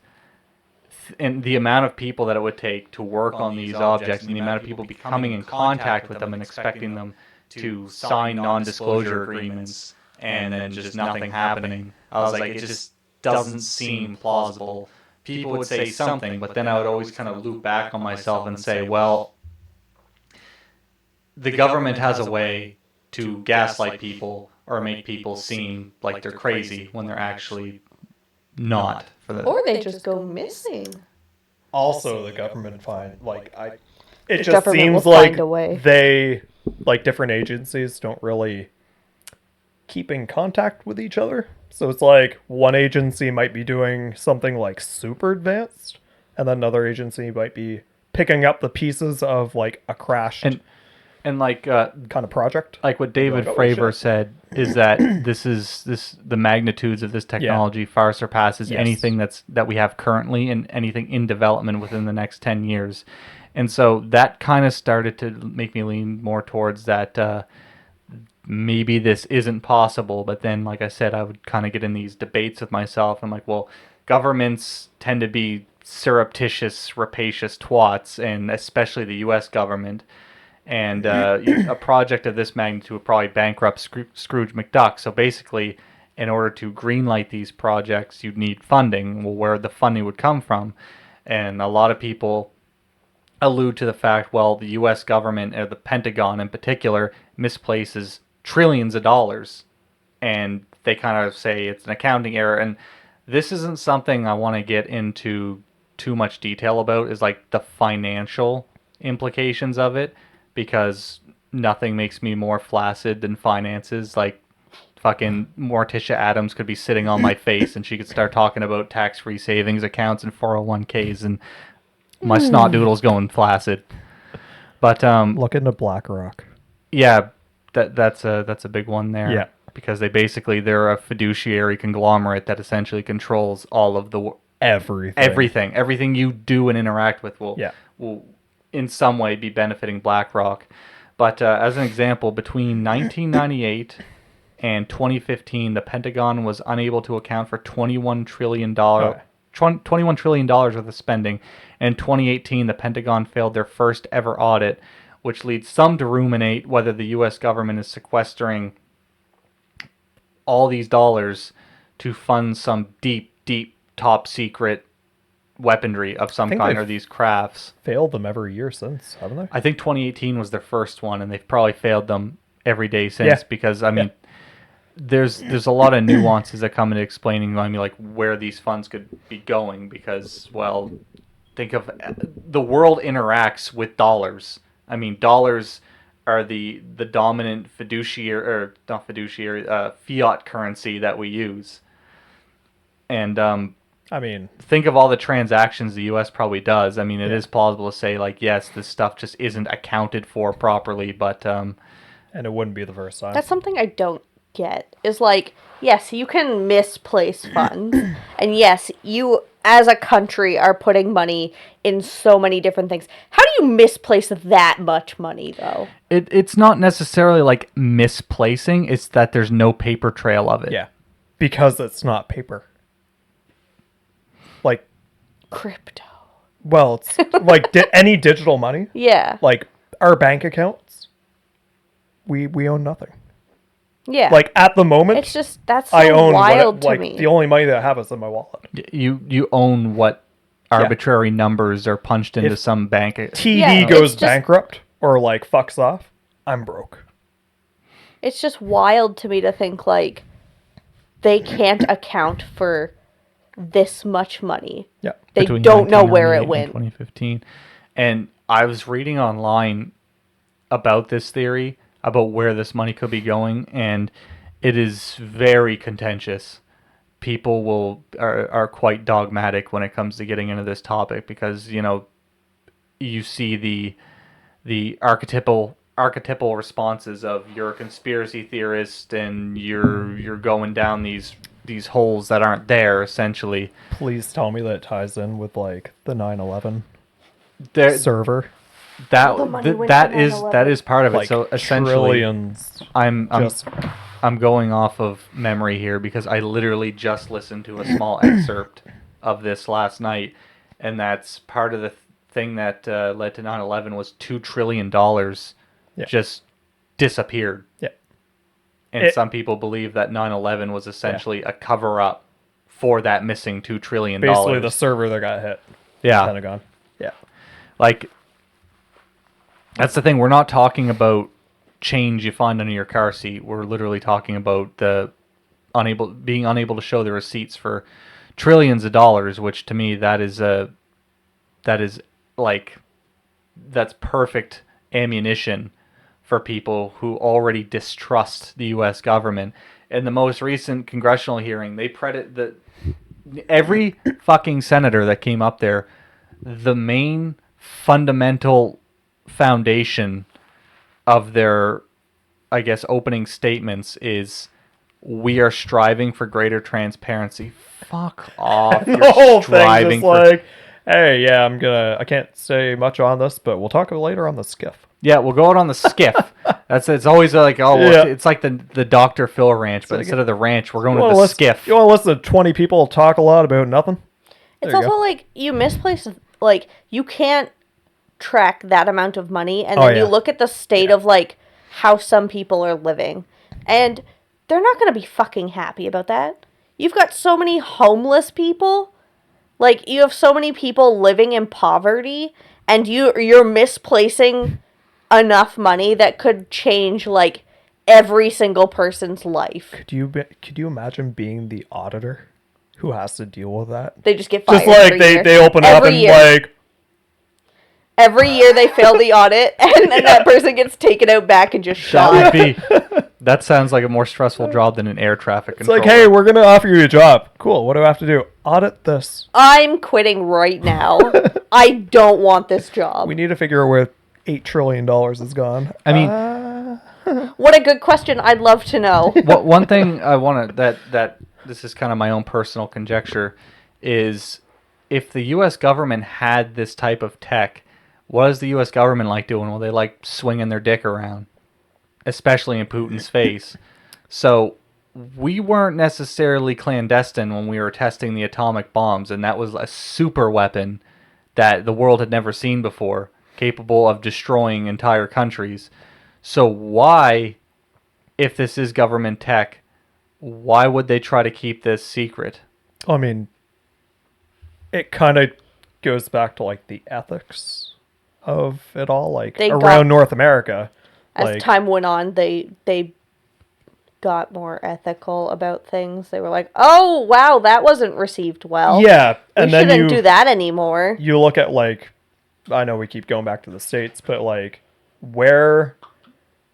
like the reach of the States is damn near everywhere. Yeah, the now. Herculean power. of Yeah, the US like government they've is got insane. bases damn near everywhere now.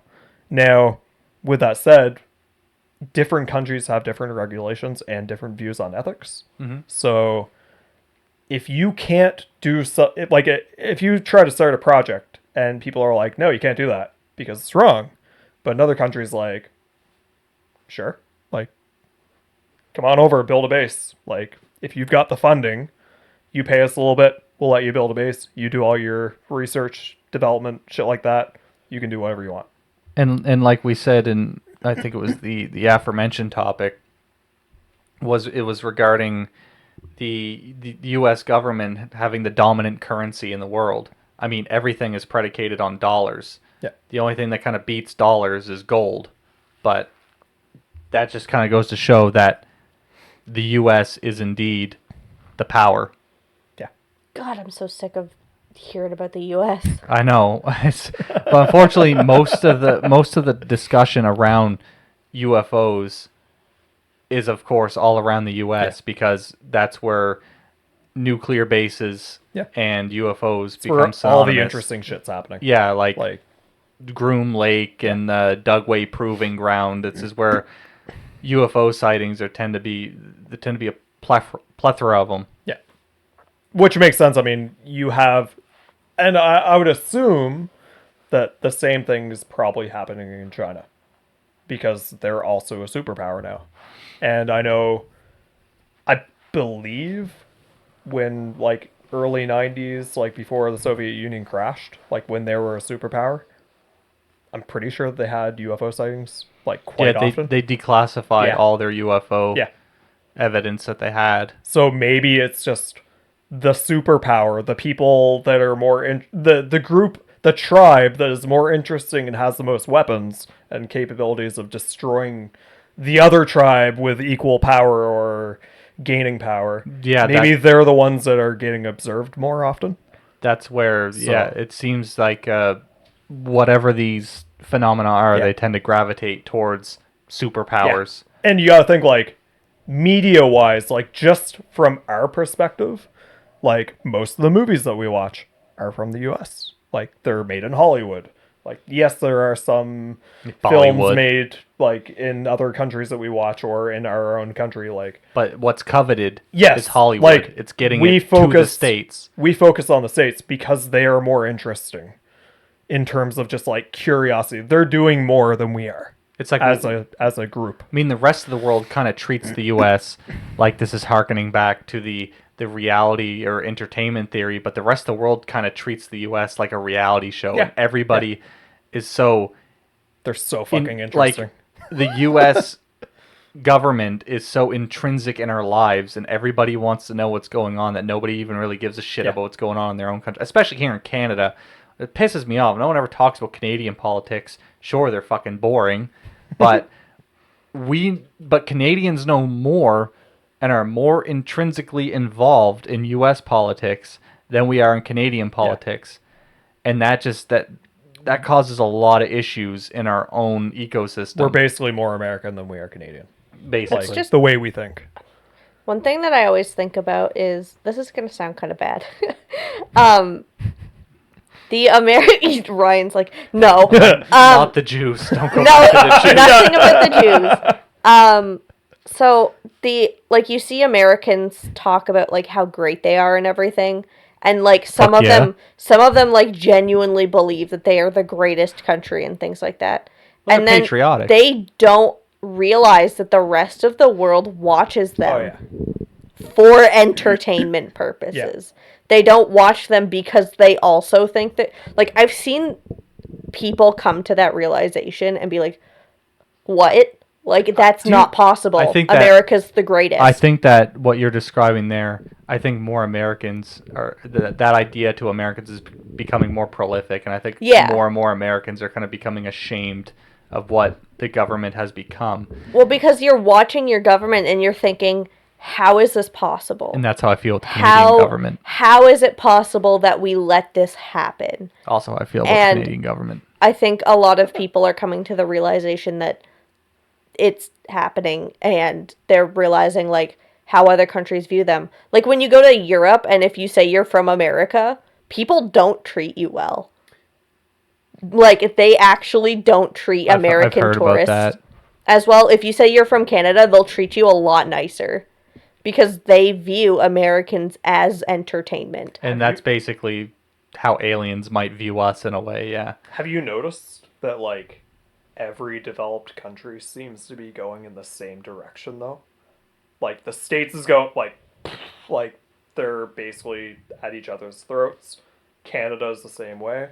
Well, we're so heavily linked to... A little quiet. Oh, how about now? Yeah, it's better. Okay. We're so heavily linked to America... that if something goes wrong with them, things for us also go wrong. Yeah. So I think that's more of an explanation as to why that happens. But even in Europe, though, like France, holy fuck. Yeah, this is a whole separate tangent that we could probably form a whole thing around. But like, I'm just getting at, like, where things are starting to go south. Maybe that's why, like, the activity is picking up. Or it's like... we're ticking ever closer to the doomsday clock. Or it's even like they're...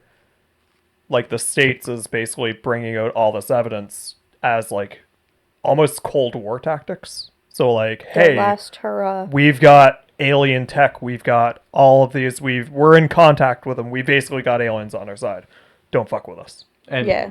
that's something we're going to get into a bit further down the road. But going back to the government tech theory, someone who propagates this theory is someone who's revered or detested, depending on how you view him, is Dr. Stephen Greer. Are you guys familiar with him? His name sounds familiar. He's very prolific. Oh, yes. In the UFO Yes. discourse, and he's claimed to have sat in with every president since Clinton and briefed them on UFOs and UAPs. Some people they follow him like he's a prophet. Yeah. Others, on the other hand, think he's full of shit. And I'm not talking about people who are skeptical of aliens. I'm talking about people who are who are entrenched in this whole situation regarding these anomalies. And the impression that you've already given me just from what you've said is this dude's fucking full of himself. That's literally verbatim what I've seen people say on Reddit on UFO threads. But he claims that we've reversed engineered craft that we procured from ETs that crashed back in the 40s or 50s. Yeah. And that trillions of dollars indeed have been sequestered into deep black government budgets to fund these clandestine organizations or like secret governments within the government that even the president is denied access to. Yeah. So part of the reason he states these craft are kept secret is because the energy that powers them taps into a quantum infinite energy field that would render oil companies obsolete. Are we talking like quantum entanglement? Like Not sure. Superpositioning and shit like that? Very well could be. I don't know. All I know is that he states that Nikola Tesla tapped into this field, and he wanted to create infinite energy for everybody on Earth before people with more insidious tendencies decided that they wanted to... What? The U.S. government assassinated Nikola Tesla because he was too smart, and they didn't want him to ruin the oil industry. It's always the oil industry, isn't it? Yep, they fucking killed old Tesla. Big oil. Sell their oil and was pillage and assassinated. rape the planet continually. George W. Bush went back in time and assassinated Nikola Tesla. Are we talking senior? George W. Bush Sr. or No. George? So you're talking about his son. Yeah. Junior. I don't know. To me, it's just getting... I don't know how, as an accountant, you'd manage to just make that much money disappear and make nobody ask questions. Like, this... It's making the people disappear too. Yeah, Asking the questions. he does state that people he knows have been assassinated and taken out. That if you're not going to be congruent with their means of doing things, then they have no issue taking you out. But see, my issue with this theory is that there's too many variables involved to keep this much stuff a secret and have none of it get out aside from just hearsay, because there's no tangible evidence on any of this. And that's a big problem with Stephen Greer, is that he says a lot and a lot of it seems to make sense, but there's nothing to back it up, and people need evidence. I can't just take Mike to trial and say he killed Melanie without any evidence. It doesn't work like that. People need tangible evidence if you want them to be on your side. And I do find aspects of what he's doing admirable. Like, he is advocating for more whistleblowers to come out and kind of get in on this and try to make this as pervasive as possible and try to basically power numbers. But I don't know. This theory just seems too dubious for me. What if they treat it like a cult? The So it's accountant like... is more powerful than the entire government, and that's how he makes money disappear. He's the most powerful person. He's the accountant is the one that runs everything. Nice. I like That that. But also, it seems wild Just a to me bond that, building. like, just simply signing something saying you won't speak about it is enough for people to be like, yeah, I'm going to keep this to myself. I mean, it's like, yeah, you could say, well, you know, for that many people to say, yeah, I'm going to keep it to myself. they could be blackmailing them. They could be threatening Yeah. them. There's a Yeah, myriad but there's of always things going to they could be doing. one person, right? There's always going to be that one person who's like, I don't give a shit. I'm going That's to where I'm- talk about it. That's not- where I'm wondering if it's like more of a like they only bring in people who are like devoted. See, that's the thing. That's one of the things Stephen Greer said is that Yeah. they Like find almost people religiously devoted. They take people who are patriotic and want to do the right thing. Yeah. Those are the people they don't go for. He Yeah. says they go for the sociopaths. They want to find people who have no issue being unethical, and those are the people that they recruit. But you got to think, when people age, people tend to get softer in their older age, and not just physiologically. They tend to be a bit more empathetic the older people get. So what is stopping people on their deathbed from doing a massive expose on this? There have been, though, of people. I know I've heard of like at least 2 stories. I think Joe Scott, the guy, YouTuber. I'm pretty sure you watch him as well, don't you? Joe Scott. Yeah, I'm pretty sure he did an episode one time on someone kind of just spilling the beans on everything like right before he dies. And then, like in his you have deathbed. to think about it. Like, they're on their deathbed. How much of it do you think that people actually, like, believe them in? Or they're just like, I oh, just feel you're like- on your deathbed, you're delusional. And I could be wrong on exactly who did this episode, but I do remember seeing like multiple episodes by people that just kind of do a video essays on kind of whistleblowers. And then it gets into the fact, like, do they have the credentials? And something that Stephen Greer said in the interview I listened to was rank does not matter. Yeah. Because, there's 3-star generals who don't have access to these. And he was talking with a 3-star general in I think it was the UK military. And he was offended, essentially, that they didn't include him or they didn't disclose this information to him. So when Stephen Greer was telling him all this, he goes, why wouldn't they tell me? He's like, my rank, look at what I've done. Like, he's showered with accolades. And he said, that's exactly why they didn't tell you. Yeah. Because the first thing you do is go tell everybody else. Yeah. But I don't know. I still feel like there's a lot of plot holes in that theory. Oh, and regardless of what people say about the money and these accounting errors, there's always someone else to explain away the money. So it's, at this point, it's who do you believe? And yeah, the U.S. government is capable of intense amounts of malfeasance, and I would not put it past them to do something like this. And I'm not saying it's impossible, but between the money and the people, the people are the issue. Like any conspiracy that involves like a shit ton of people, it's just like, how plausible is this? Like, there's got to be someone who's just like, that's what I mean. People that happened, or that people didn't happen. are very fallible, and it doesn't matter what really they could sign non-disclosure agreements. They could be gaslit by the government themselves. They could be targeted by who knows what. There's always going to be someone that's going to say something, in my opinion. But some people disagree with that. I've even heard of like people writing in journals, and then like after they die, the family were like reading the journals and like, holy shit, this happened, or he's talking about something fucking crazy happening.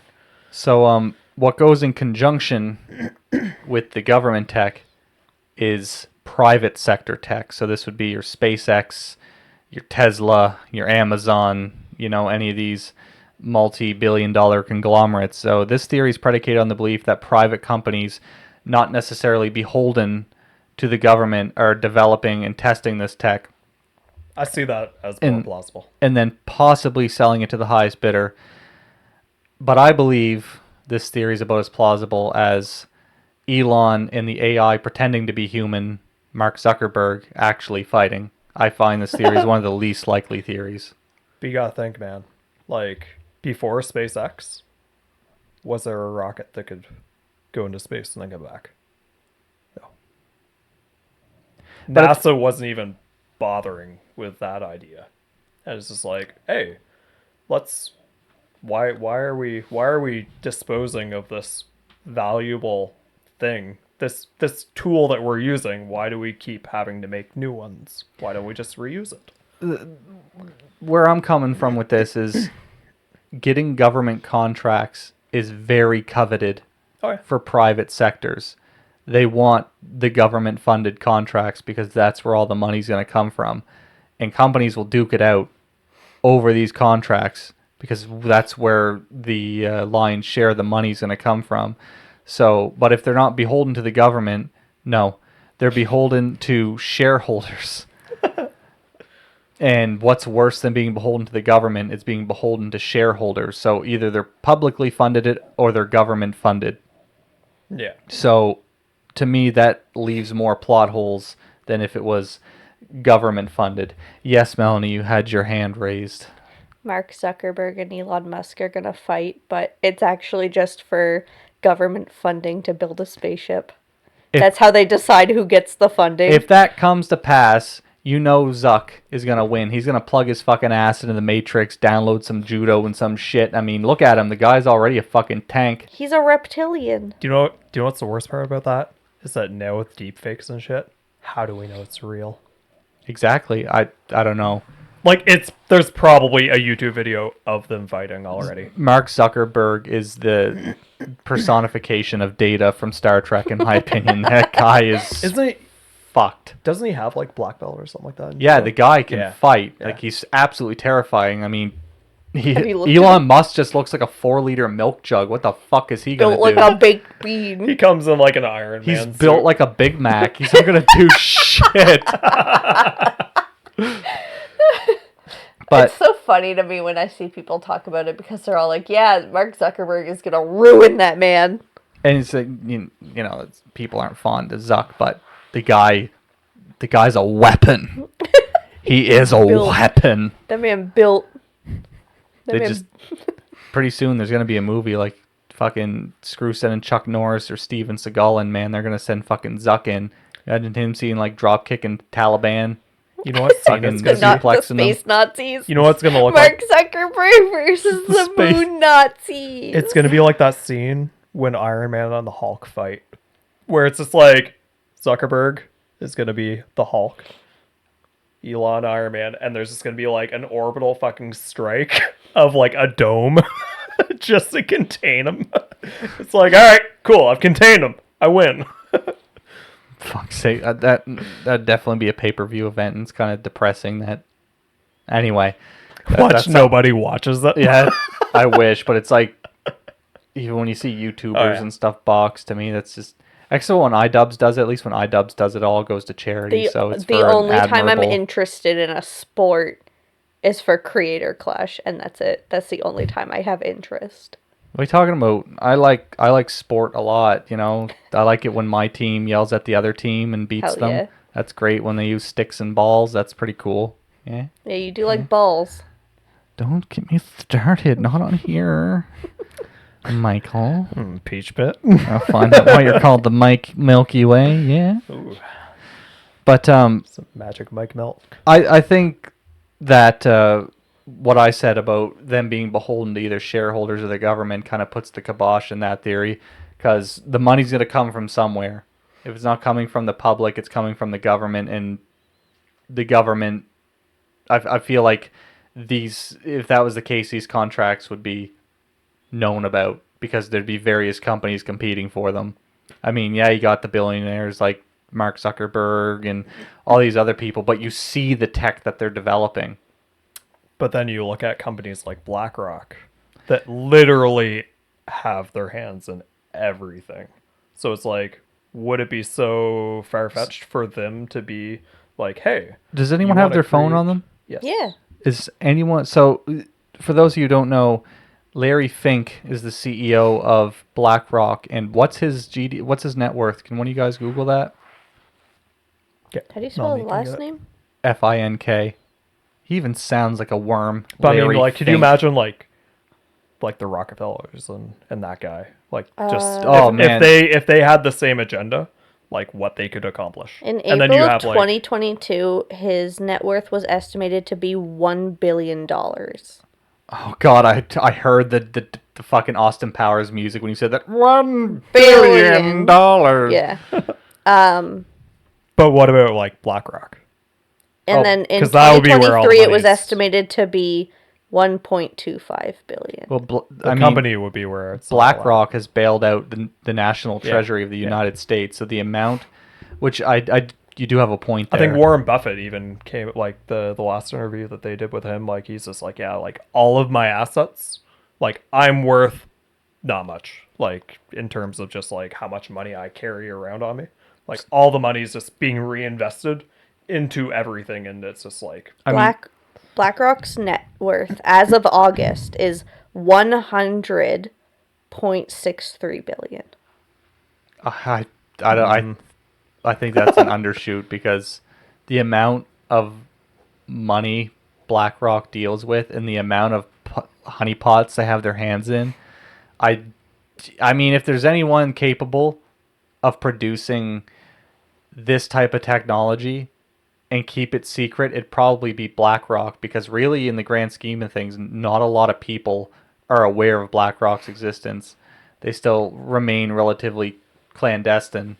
Yeah. But people do talk about them, of course. But and you know, this, it's like the company that no one's ever heard of. Kind yeah, like, I mean, In I believe everywhere. as like impoverished fools, we look at people like the elite and the affluent like that at the World Economic Forum and BlackRock, and you know, there is this veil of secrecy over them with secret societies, and you know, this is a whole New World Order. Yeah, I mean, just the amount of nuance when it comes to the world elite and how they each all have their own separate secret organizations and secret clubs that they meet up at. Like, I mean, the World Economic Forum, for example, that one's not necessarily secret, but there is some, in my opinion, insidious and tyrannous concepts that are brought forth on the world economic stage that world leaders do take into consideration. Justin Trudeau. But getting away from government and public sectors, or you know, like just the government technology in general, a theory that I tend to find very interesting. It's not one that I really espouse myself with, but it's spiritual.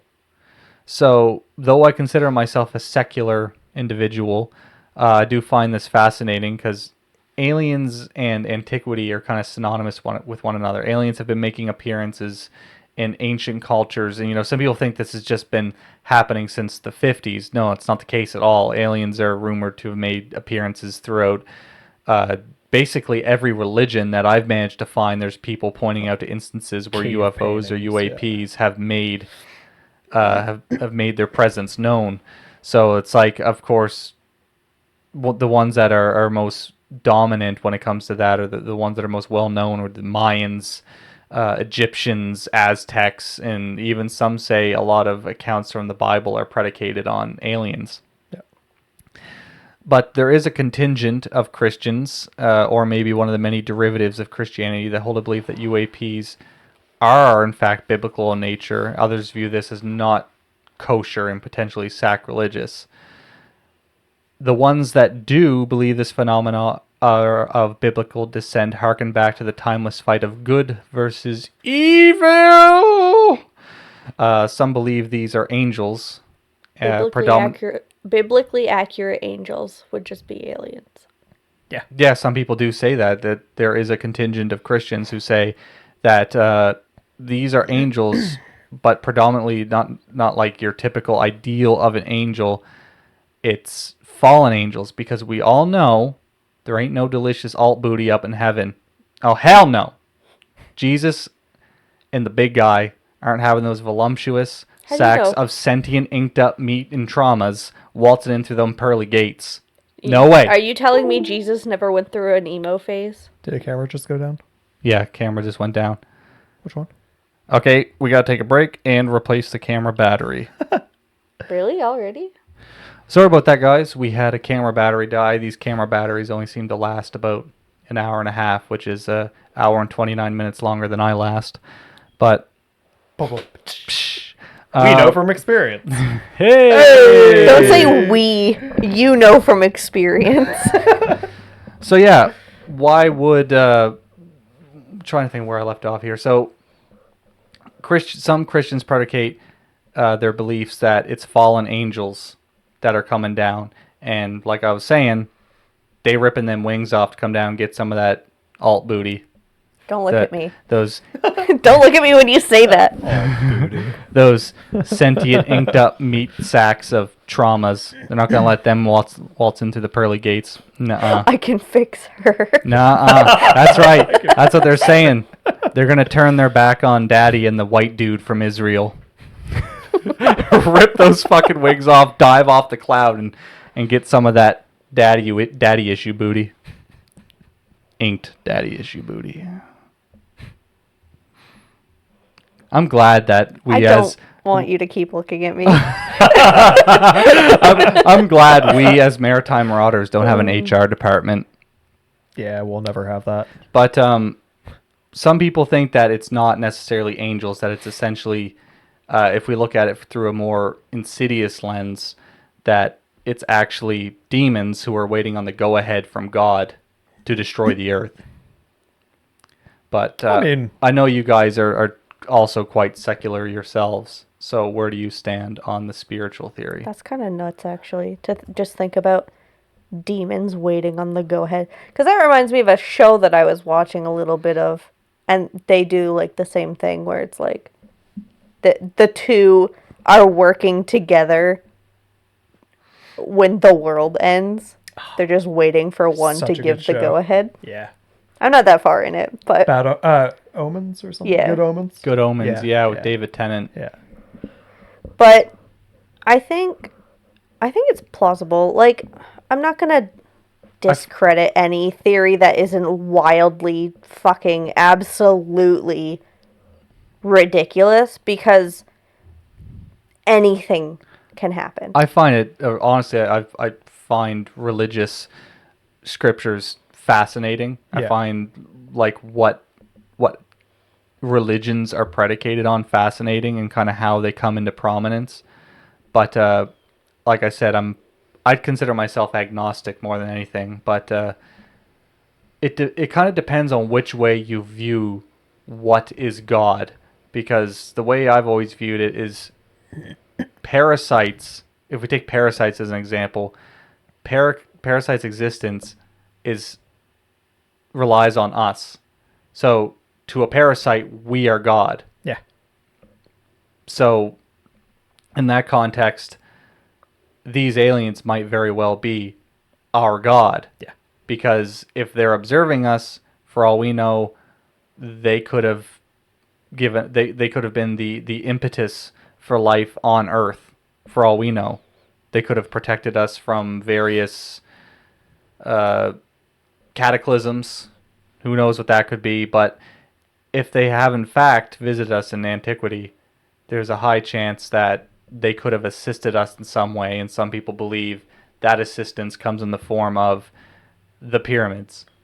And you gotta think, I mean, like, when like Europeans first came over on their ships, like the Navy, like the Aztecs and like people who first seen the conquistadors, like they thought that they were gods, because it's like, oh, they came on their big ships, like they're bringing valuables, they're well armed, they're way more powerful than we are. So you gotta think, like, people before them, if they seen like flying civilization coming down, like they would be considered gods. Like they would be whatever those people or beings coming down would tell them, like that would be word, because like they surpass them in every capability.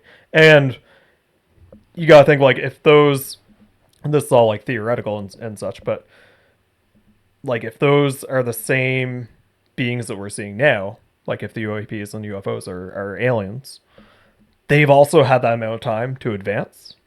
And I mean, look how fast we're advancing. So it's like, well, if we're advancing this fast and they're like light years ahead of us on technology, on the technology scale, they're probably like, they're probably going backwards by now.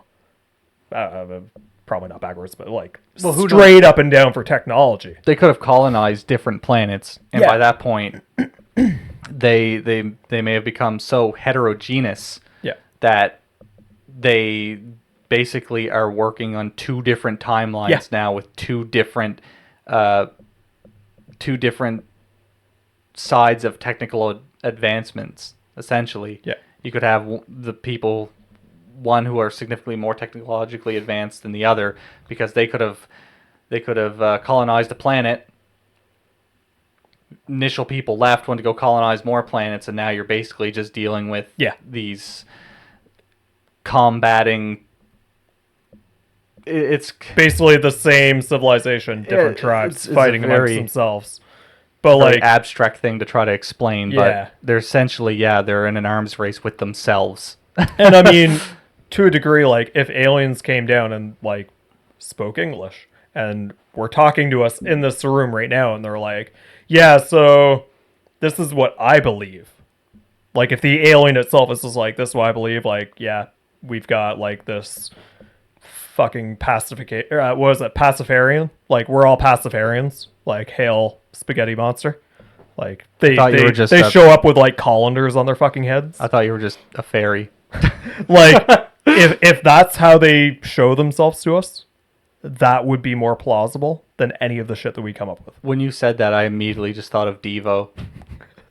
But imagine how many people, if that happened, would immediately be like, "I'm switching. Yeah, my religion is now spaghetti monster." Because they'd be like, "Oh shit! Like these beings the implications are saying that they're thousands, millions more years old than we are.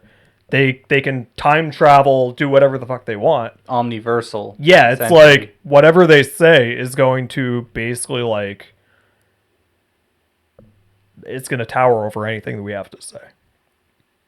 And it's just like, well, but we have all these religions. Who's to say God isn't just a dude that aliens made up?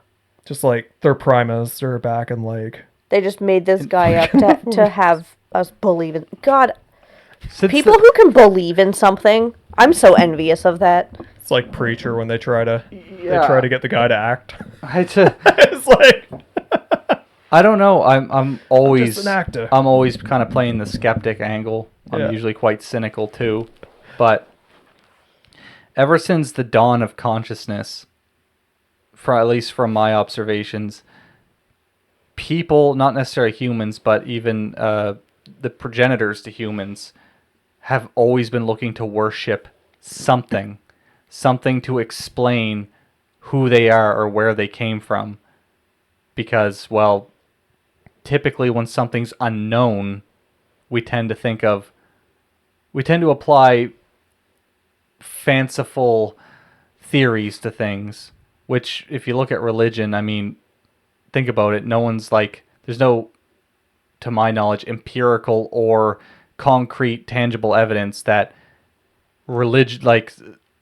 that the scriptures are real, like Noah and that one and scripture God is more real than the other. That's what I'm getting at. It's like there's no actual tangible evidence that these things exist.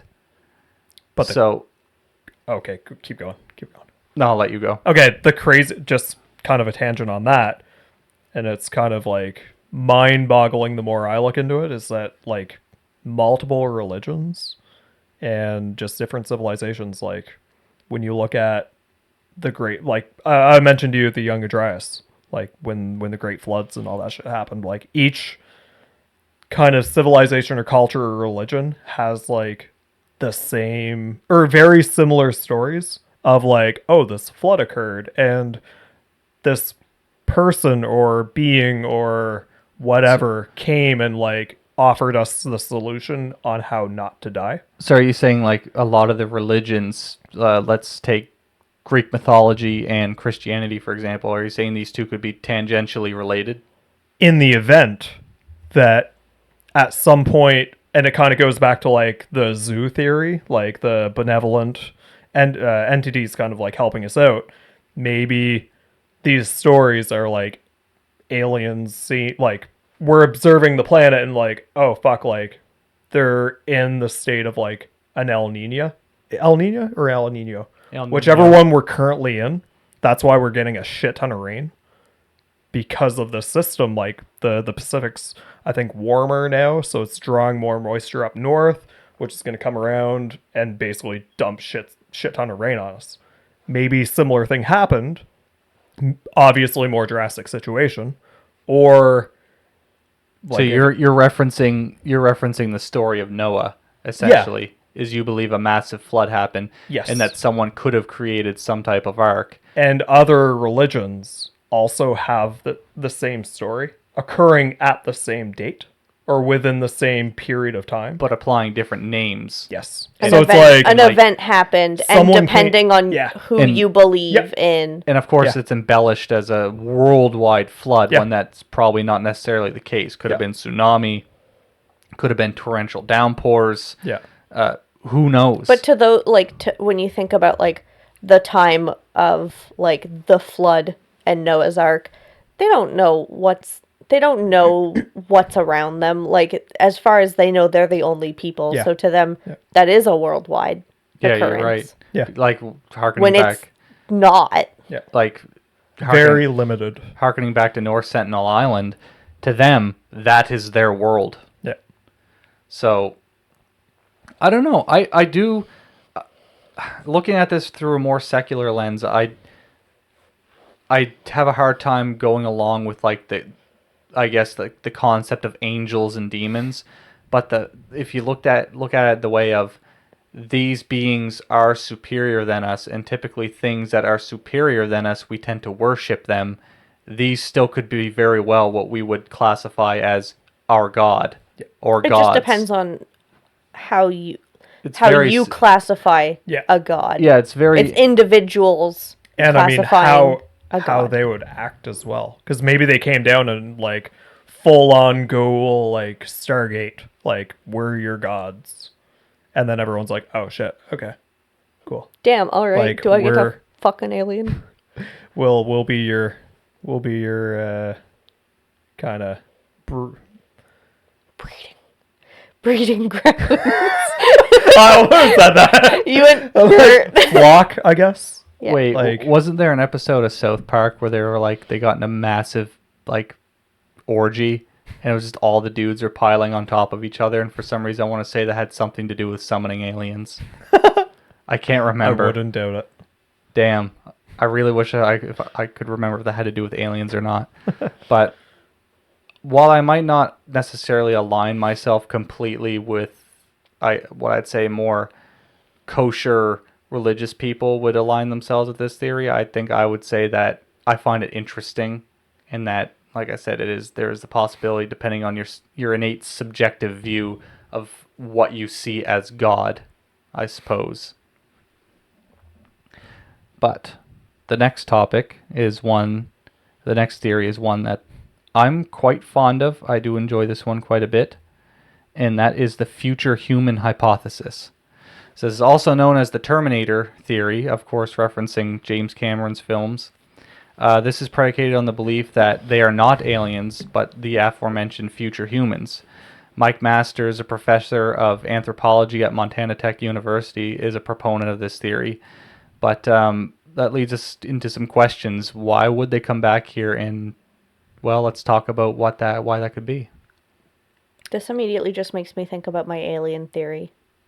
Yeah, this is aliens. This is what I was telling you to wait for. Not necessarily that they're future humans, but when I had that like whole experience where I was like, "That's a fucking UFO," I started thinking about aliens, and I was like, "What if aliens were just like a humanoid species who came to Earth at one time, whether to like help build the pyramids or whatever, basically Stargate. And then they just bred with humans, and because like their genetic makeup was close enough to make that happen. Now some people, just how like some people have like Neanderthal DNA, some people probably have alien DNA, and they don't know it because it's been so many generations now that you just don't remember. It could be like a pittance of your DNA, essentially. But like it could be like, I'm an alien and I don't know, right? Because it's been so many generations since then. How would I know? Have you watched Stargate? No. You've basically described the whole fucking series. Well, Like, No, have you watched Stargate No. at all? Basically, it's like Earth. The Earthlings find a Stargate, like a giant warp portal thing. They travel through it. Oh, the aliens are also humans. Like, they look exactly the same. And every fucking place that they go, they all look the same. Like, they're all human. There's no, like, weird... There's no derivatives. Yeah, there's no different humans. There's just, like, they're human. Okay, cool. I think the probability that aliens would be just exactly like us is very slim. Oh, yeah. But I think that there is a good probability that there could be aliens that are more humanoid who like are more like us rather than a big old fucking mantis or something like that. The premises of the show, though, is that Earth was like the starting spot. So basically, like, Earthlings are was like the inaugural place. Yeah, for like they were life. the progenitors, and basically like spread out, populate, like seeded all these worlds. But then something like cataclysmic occurred, which then sent them back into the Stone Age, So and then brought us to like present day. I remember the concept I was thinking of, and that's kind of like the concept or the theory of transpermia. And what that is basically life came to planet via Like asteroid or yeah. something. Like it was actually life that was essentially in stasis Yeah. on an asteroid or a comet that collides with Earth. This life form then begins to proliferate, and then you kind of end up with more complex and multicellular organisms. Well, that's also like when you think about... But it's kind of like, sorry, I just got to finish this thought. It's kind of like what people are doing when they're colonizing different planets. They're basically like the concept of transpermia, essentially, where they're just, you got all these different clans or like, I guess, platoons of humans who could be just planet jumping and then just starting new civilizations over again. What were you Like gonna say, Melanie? colonies, basically. Well, that's like when... So, I haven't watched a lot of this show, but that's kind of like in the 100 when... Yeah.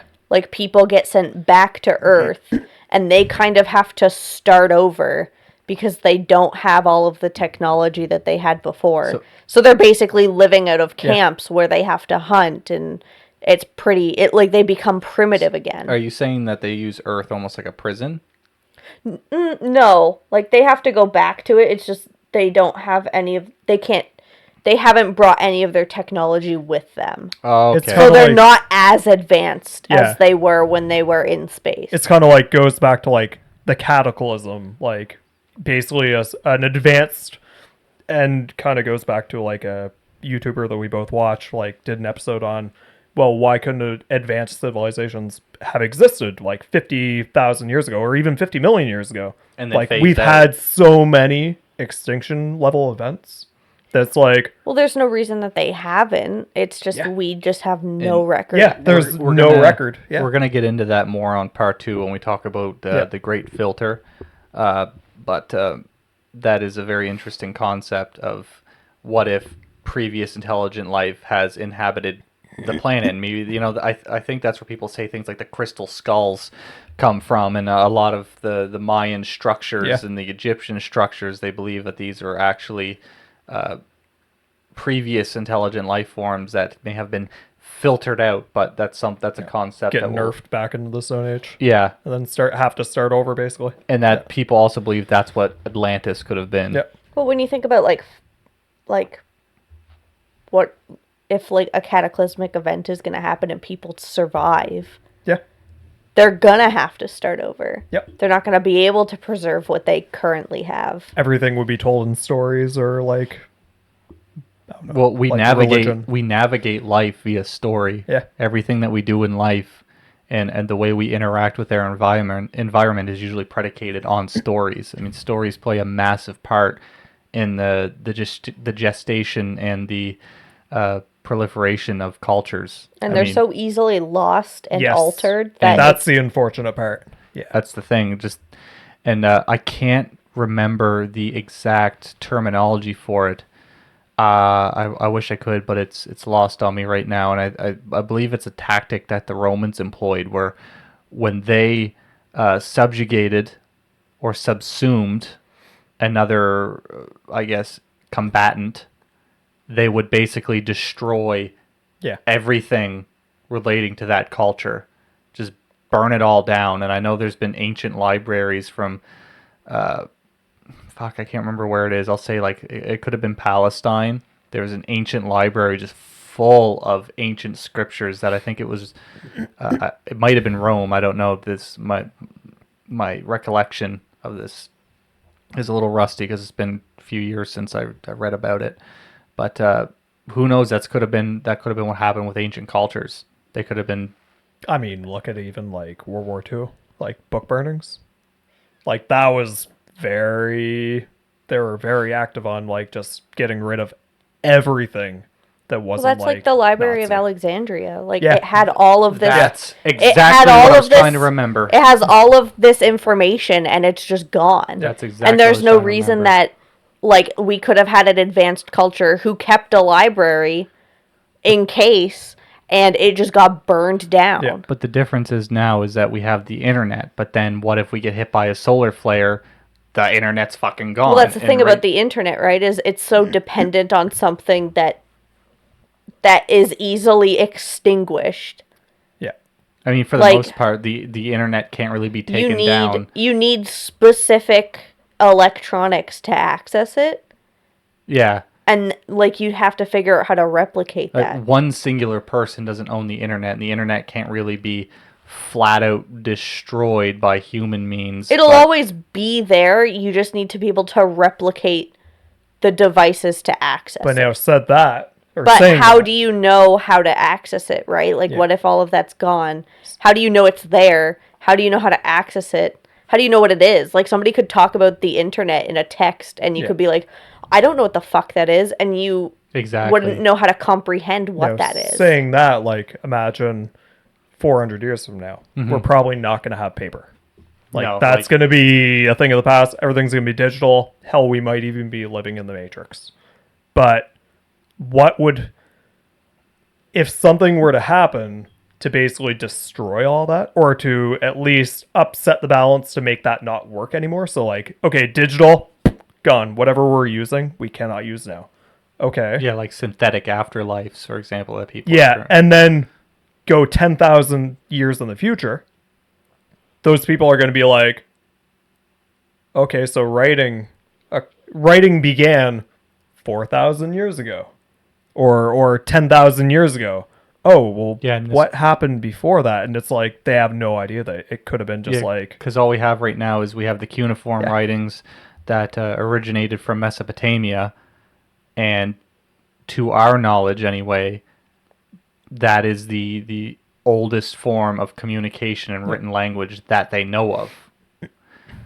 And I mean, like, geez, even 1,000 years of just like things sitting out, like concrete and stuff like that. Like the concrete of today.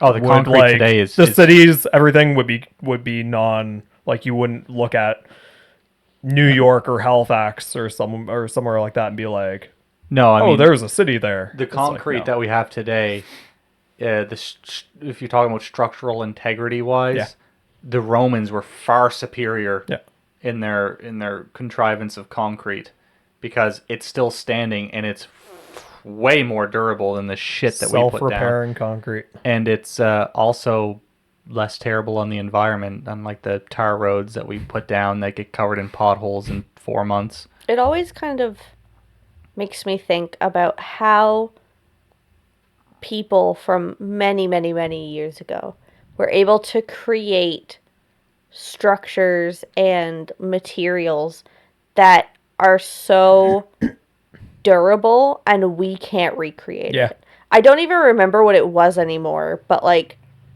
there was something that people are still trying to... It was in the Amazon. It was a fertilizer. That's what it was. So way back, in the Amazon, they discovered fields. And they were like, how the fuck did anybody grow anything here? Because the soil there is not fertile. And the people that lived there created a fertilizer that made the soil that it interacted with fertile, no matter what, no matter how awful it was. And that's how they were growing things there.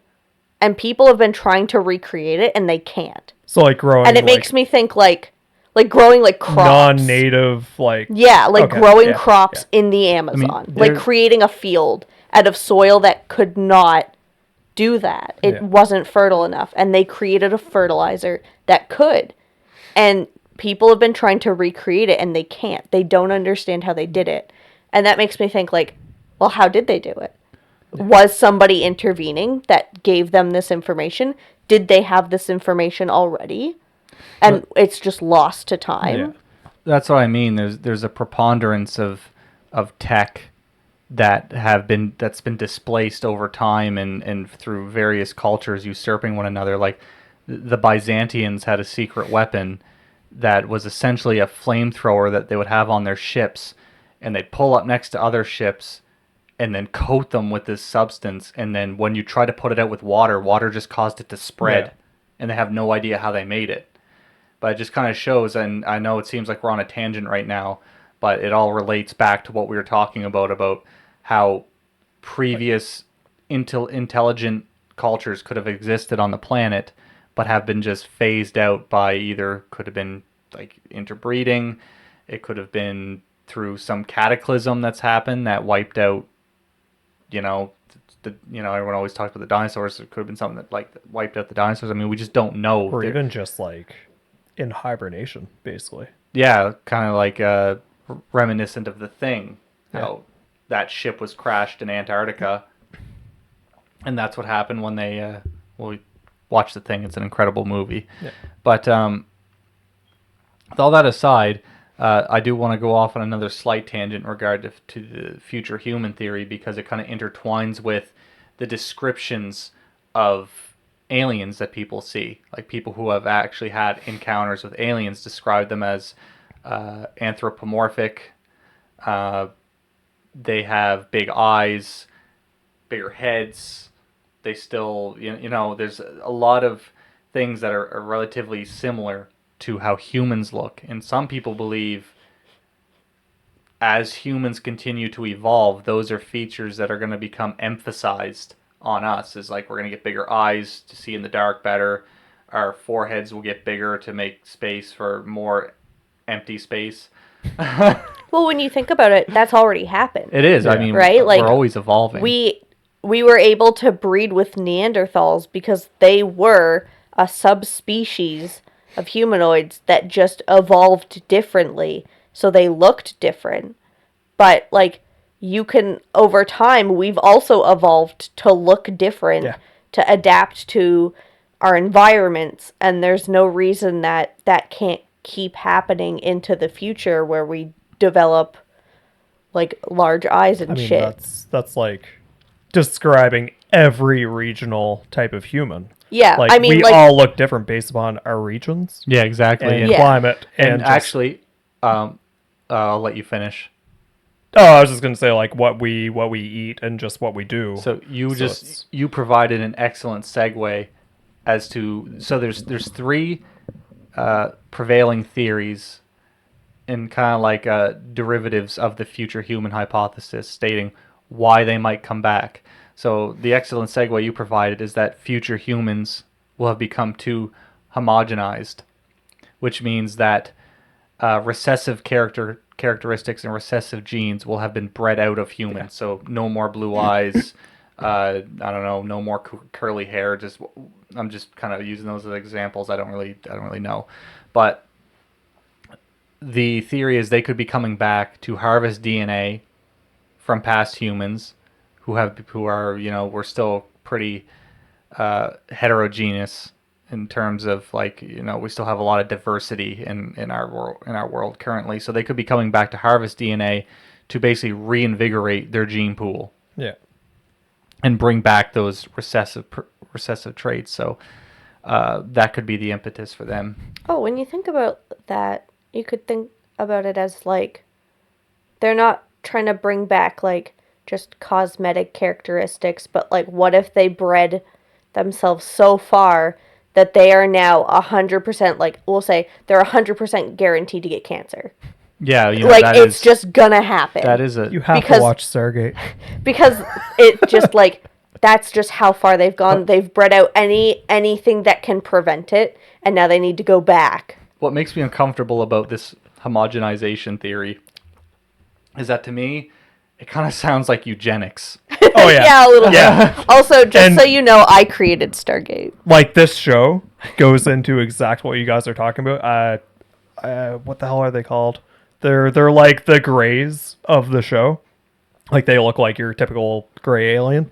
And they, like, but one of them straight out comes out and he's just like, yeah, we've genetically modified ourselves, like, with eugenics so much that, like, we can't reproduce anymore, and we can't, like, we're all just dying and we have no way of fixing it. Like, we've tried getting human DNA and, like, splicing it in with ours. Like, that's how we've kind of functioned for the last 1,000 years, but now they've hit a point where it's like, so maybe that's where some of these theories have come from. Maybe these have been predicated on some of the concepts that Stargate proposed. But whoever created Stargate, I think we deserve some royalties, because Melanie, I think in a past life you may have actually wrote Stargate, and I think you might be entitled in some. Maybe I just forgot. you're gonna have to go. I wrote it as like a baby, and I just forgot because I wasn't conscious. You are yet. very good at writing, so that could be. You could have always been precocious in the terms of the writing arts. Book. Called, like, Gate Star. Gate Star. You guys know that I hated space. I thought space was I thought it was a waste of space. Melanie, I thought you're it a was waste so, of space. I thought it was so stupid. I was like, why would anybody care? And then I watched Voltron, of all things, and I was like, space is the coolest shit, and now I'm obsessed with space. I've always been infatuated with space. I always thought it was dumb. And here I am, dressed as an alien. And I think space is the coolest shit. People are like, space is stupid. Like, they're calling themselves stupid because they're technically in space. Everything's in space. Oh yeah, I mean. Well, you know what? I thought you were gonna say, "Oh, the guy who created the Stargate also thought space was stupid." You really need to watch Stargate. Also thought space was stupid. Said that exact thing. Maybe I'll watch Stargate after I watch the X-Files, because Do you want to binge watch it? What, Stargate? Yeah. I mean, we can. Oh fuck yeah! But not Mike. I've watched every episode. I kind of did have a predilection for researching UFOs like years ago, but then adult life caught up with me, and I just kind of fell out of it. But I like that we're kind of doing this, because it's providing me that outlet to kind of reinsert myself into these concepts and stuff. And it is very thought-provoking and teaches you to be a better critical thinker. But after the homogenization theory, the next one is they could be coming back to protect us. So I have a little anecdote here. On March 24th, 1967, at Maelstrom Air Force Base, which is in Montana, Air Force Captain Robert Salas was the on-duty commander of a secret underground launch facility. He claims he saw a saucer-shaped craft disable 10 separate nuclear warheads on 10 separate systems, which should have been impossible. This incident is believed to be the catalyst of this protect us theory. And I know I kind of mentioned this beforehand at the beginning of this podcast, but this is just kind of like a bit more fleshed out version of it with dates and in the name.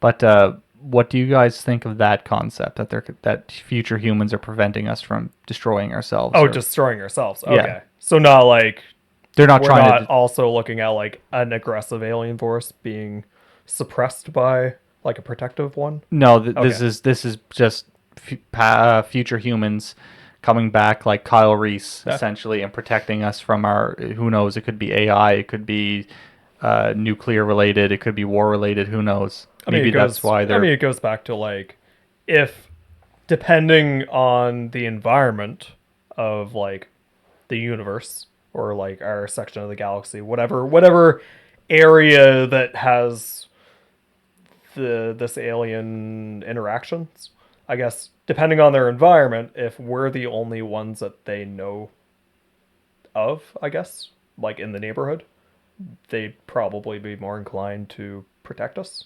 Like, hey, we need to kind of just keep these sacred life forms from just nerfing themselves. Yes, Melanie. If these aliens are future humans, they would have to protect us. Because if they didn't, and we wipe ourselves out, they don't exist anymore. Oh, we're talking like Terminator shit. Like, Yeah. they're time traveling. Yeah, they're time traveling. Oh, okay.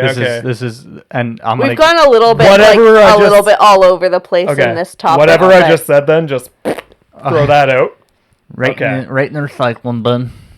Okay. I see. Yes, I agree. But yeah, like, they wouldn't have a choice. Yeah, they would have to. If they knew that something was going to happen to us that would wipe us out, they would no longer exist, and they would have to.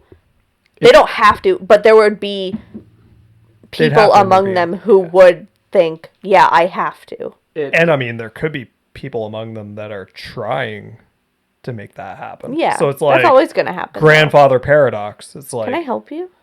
No, I'm taking photos for our social media.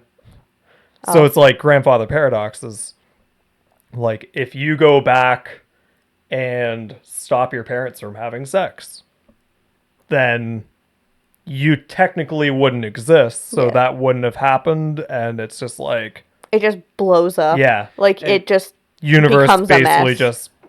But then it depends on which way you look at time travel, because if there is a cataclysmic event coming up to wipe out future humans, and it's like that movie with what's his name from Guardians of the Galaxy. Yeah. By doing that, they could in turn cause it to happen. So basically, they're just completing the time loop. They're just they're essentially completing their own. You get the timeline where they fuck up and cause themselves to disappear. You get the timeline where they succeeded. But wouldn't it also mean that it all goes good? You get the timeline where one guy takes a shit at the wrong time, and so you're talking like splitting. You're talking about the butterfly effect. Okay. See, I was kind of thinking like the dude shitting is the butterfly. Yeah, his asshole. It's the poo crowning out of his asshole. That's the butterfly. And whether he pinches the loaf too early or pinches it too late, it could create two separate realities. See, I was kind of thinking like, if we're talking like a fixed timeline where like, okay, this person comes back, saves the world, does that mean that on their timeline at that point, did they come back and save the world? It's kind of like, and then at that point, did that person who came back and saved the world, did they have the same thing happen? And yeah, think of like, have you seen Lost? Yeah. Think of it like Lost. How spoiler alert for anyone who's seen Lost. So, just keep that in mind for the next minute while I ramble. So basically, the way Lost approaches time travel, and it's one that it seems like some academics kind of espouse themselves with. There's a scene in it where they end up getting sent back in time, and the character Daniel Faraday, tries to prevent them from ever going to the island in the first place. So he's like, let's detonate this hydrogen bomb on the island over this. Basically, the island seems to be the ground zero for like electromagnetic activity on the planet. Like, it's insane the amount of electromagnetic activity that goes on this island. So he thinks if we detonate this hydrogen bomb over this, it never really explains what it is, but it's essentially like they believe it to be everything that is and everything that ever was is this island. And when this blows up, it'll send them back in time, and the plane will land, preventing them from ever crashing on the island in the first place. But him trying to do that, he thinks he's going to change the past, but what ends up happening, he's actually just completing a linear timeline. Causing the entire event to happen? Yeah. It's not necessarily causes it to happen, but he's just a cog that's falling in place, just completing a part of the puzzle. And he kind of, his last moments before he dies is, fuck. Basically, well, I'm not going to go too far into spoiler territory, but basically freedom of choice is gone. Yeah, he didn't have, he thought he was making the right choices, but the way he died is the way he always is going to die. And regardless of whether he thinks he was making any changes, he wasn't. He was just completing that linear predetermined. timeline. I guess it depends on if you believe that things are fated or if you have the ability to change the outcome. Because I think that kind of determines what kind of timeline you believe in. If you think things are fated, then everything's going to happen in a specific way, and it's always going to happen that way. If you think that you have the freedom of choice, then maybe there's 2 timelines, one where I go take a shit, clog the toilet, cause an eruption, we all die. And there's a timeline where I don't do that. That's how right? I rationalize every time I nearly die. I'm like, oh, I'm just the timeline that didn't die. Yeah. Every time you look at me like that, I'm like, Stargate. And a lot of people believe Stargate. That's kind of where deja vu comes into play. Yeah. And that it's literally just another alternate universe, and the one that we're in sinking for a second and kind of causing everybody to woo. But you guys good if we move on to the next derivative of the future human theory? So the next one is tourist theory. So traveling to an exotic locale will probably become so last millennium. So let's make way for the future tourism enterprise, and that's time travel. This one is kind of self-explanatory thanks to the eponymous title. So essentially, why travel to,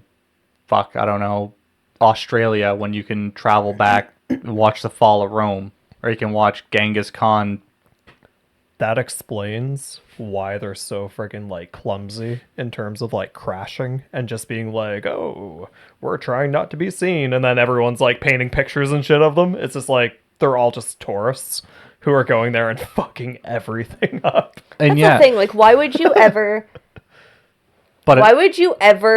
monetize time travel as a tourism industry? Because of the money. Yeah, I know, but when That's it could just fuck everything up. It's so up. lucrative. You could go back and you could just mess everything up. It depends on which way you look at time travel, though, because if, like, some of the theories state that, you can go back in time, but you can't change anything because no matter what you do, whatever's happened has already happened. You brought your iPad and showed it to Emperor Nero, and that was fated to happen, and now everything's going to happen exactly as it should be. Yeah.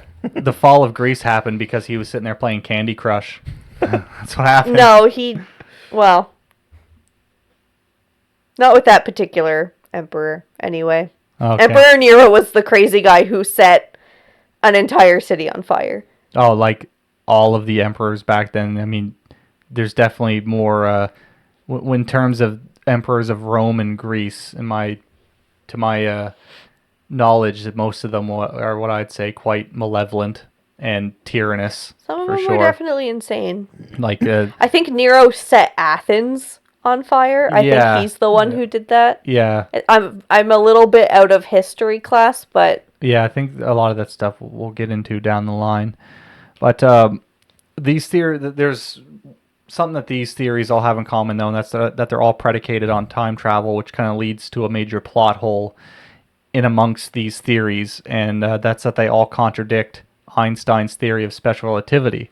So what that states, essentially, and I'm going to be very reductive about this, while going forwards in time is theoretically possible, but it's contingent on if you have the correct technology or if you have a black hole handy, going backwards is believed to be implausible.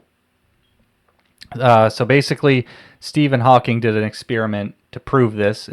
So he held a party for time travelers. Have you guys heard about this one? Yeah. Have you heard about this one? Okay, so Stephen Hawking held a party for time travelers. He dispersed a myriad of invitations out with a date and time of the party, and you'll never believe what happened. No one showed up. But I'm sure, with the Stephen Hawking's conditions, he's probably used to people not showing up to his parties. I mean, please don't say that. That's like the biggest thing in my life that depresses me is when people don't show up to parties. You're going to destroy me. Though? Huh? Wasn't it the day after the party? Like he had the party and then send out the invitations the day after. Oh, I think so. Is that how it worked? I think so. Yeah. It was something along those lines, and then so basically, if anyone showed up, then it'd be like, "Ha ha! I haven't sent these out but yet." At the same time, that experiment alone has its plot holes. I mean, why didn't why didn't these time travelers show up? Well, maybe they just hate cripples. That's it.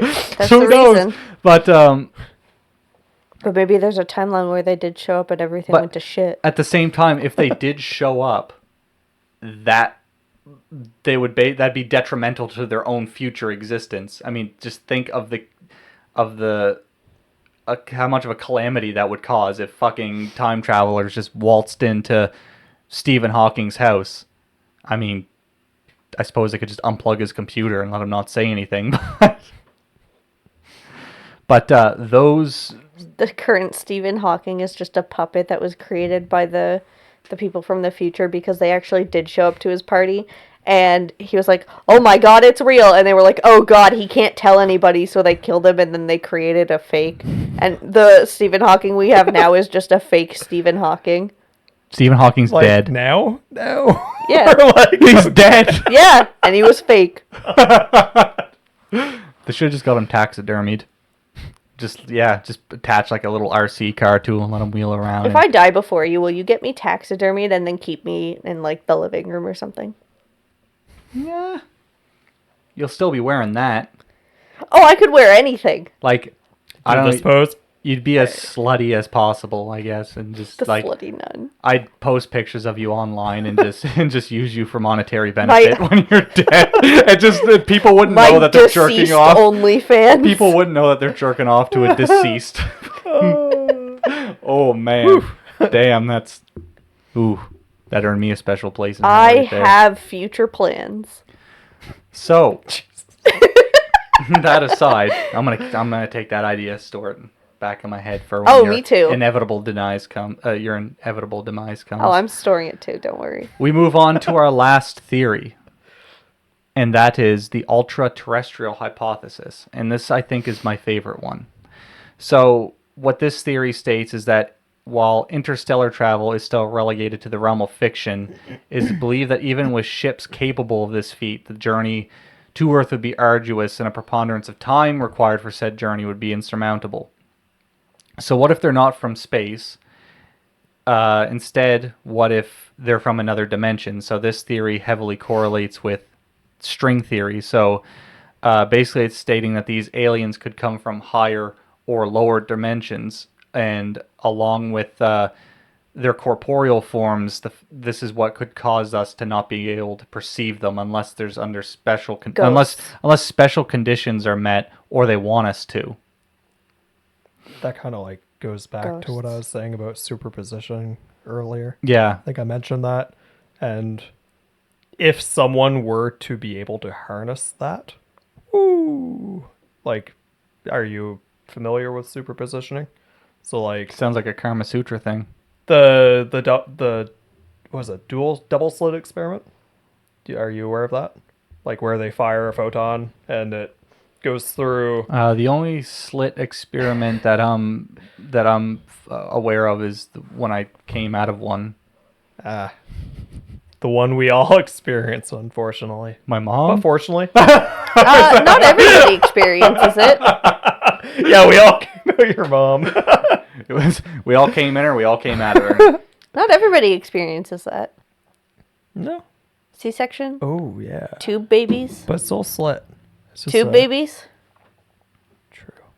Do they come out, do they like push them out of a slit or just like... They just recreate it. They just just have a fake vagina to Before push we it through. Prong. Like a magic claw machine. Just like breaks halfway You down win! or just like keeps dropping the baby over and over again. But like the slit Double slit experiment theory, is like yes. when Or you're experiment. when you're observing it, it behaves differently Yes. than when you're not observing it, and And- it can also be in like two places at once. Mm-hmm. So superpositioning is like it's here, but it's also here. When you observe it, it changes its location or its coordinates. Or it doesn't, or like what I listened to is that it reacts. It's in these two different places at once, Yes. essentially. But when you observe it, it's going to that predetermined At spot. any given time and all at once. Yes. So it's basically like infinite existence everywhere all at once, but also at different times. And as an addendum, people use this double slit experiment to further push the idea that we're living in a simulation. Yeah. Because, well, there is a 50-50 chance that we're living in a simulation.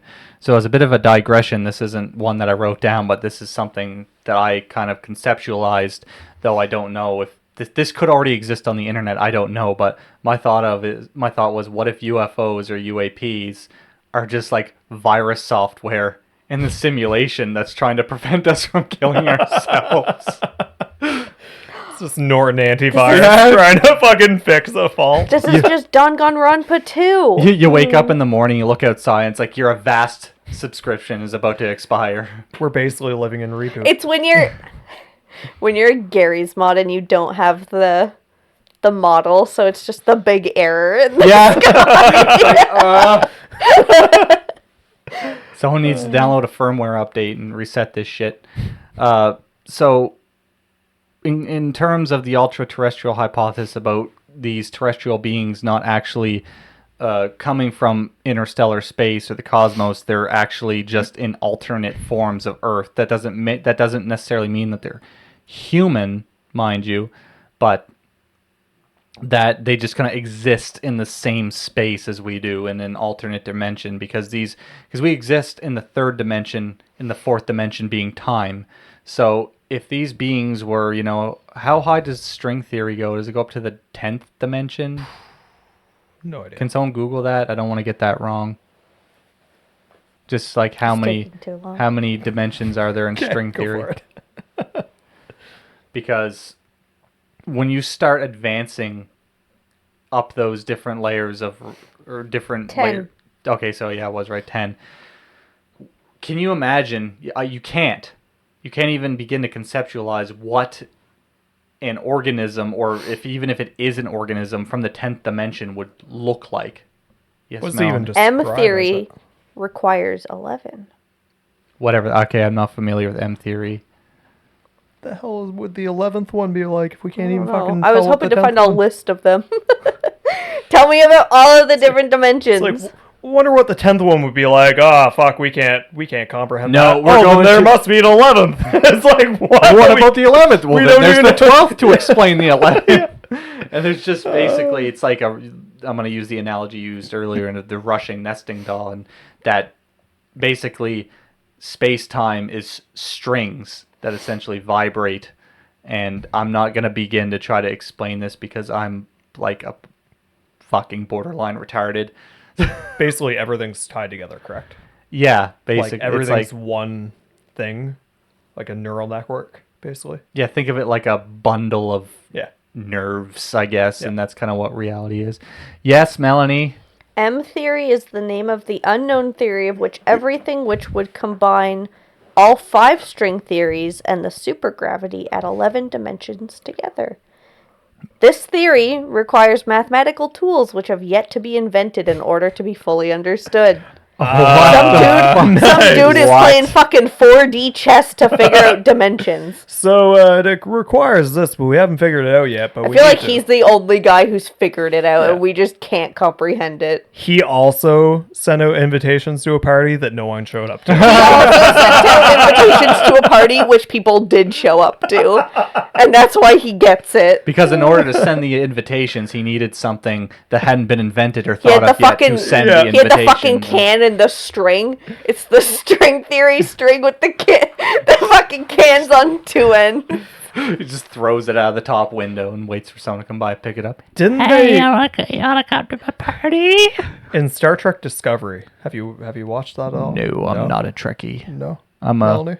Nope. Damn it. I was heavily involved with Doctor Who for a while until they kind of butchered that fucking show. They have a tardigrade that, for some reason, tardigrades are like linked together through this like spore network. So similar to like mushrooms. Yeah, it's basically a chiral network of just like everything's connected all at the same time. If you're on this network, you can go wherever on this network, but it's everywhere at once.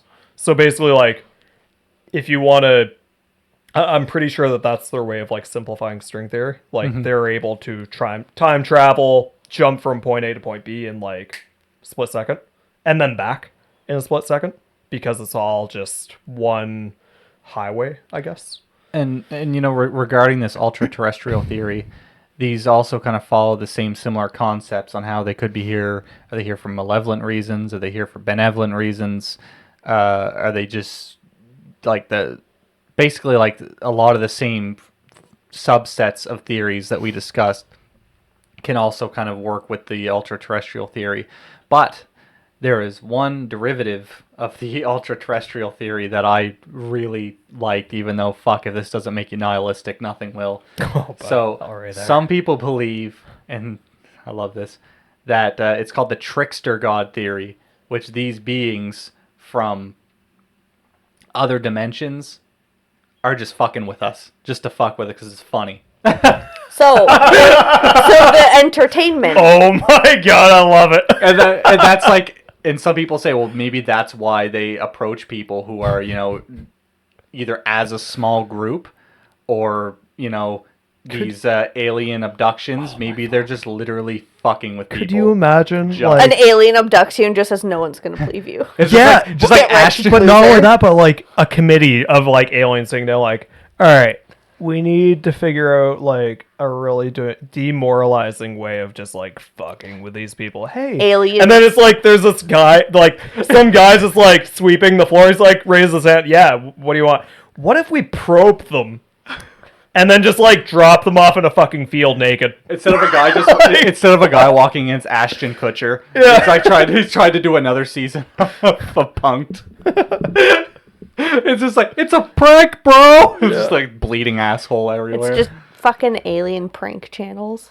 Oh man. Also, that leads into the entertainment. Yeah, see, Yeah. this whole ultra-terrestrial hypothesis, it kind of A lot jives of them, with the other concepts. well, a lot of them can be like, they don't have to be just one or the other. A lot of them can be linked together. But I honestly, I really like the idea of the ultra-terrestrial theory. Not necessarily the trickster god one. I fucking love because that. all I can think of is, once again, spoiler alerts for another show, is if you guys watch Supernatural, Gabriel, well, he who masquerades as the trickster god, and there's actually a scene from that where he's fucking with somebody by making them get probed by aliens. Like, he gets abducted and probed by aliens, and he's just doing it just because he thinks it's funny. And what makes this even funnier is he was a janitor at a university where all this was taking place. So he's literally just walking around sweeping a broom, and he hears people doing stuff. He's, abducted by aliens. He's gonna get fucking probed. And then I'm pretty sure they slow dance with him too. Like they fucking Loki. I think it's Loki. I think he's masquerading as Loki. He just fucks with this guy. Yeah. But what do you guys' take on the ultra-terrestrial theory? Do you think that's more plausible than interstellar travel, or do you think it's less likely? If you're looking at an infinite universe, highly probable. Because, I mean, like, everything's possible. Like, whatever you can think of in an infinite universe is probably occurring. Exactly. Because it's infinite. Like, there's infinite probabilities and yeah.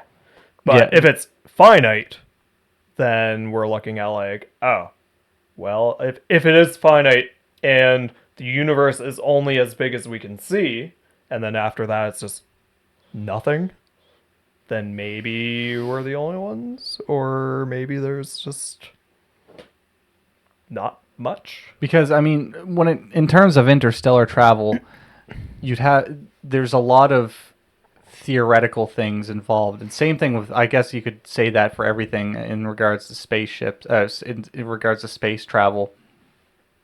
But of course, there's popular theories like wormholes, but they believe that the energy required to sustain a wormhole it's inconceivable, the amount of energy it would take to sustain a wormhole. But I like the thought of the movie Interstellar, where they like, I guess this harkens back to the future human theory, where they created that black hole, and that black hole was essentially like a conduit into another dimension, where, you know, he was able to, I won't spoil the movie anymore, but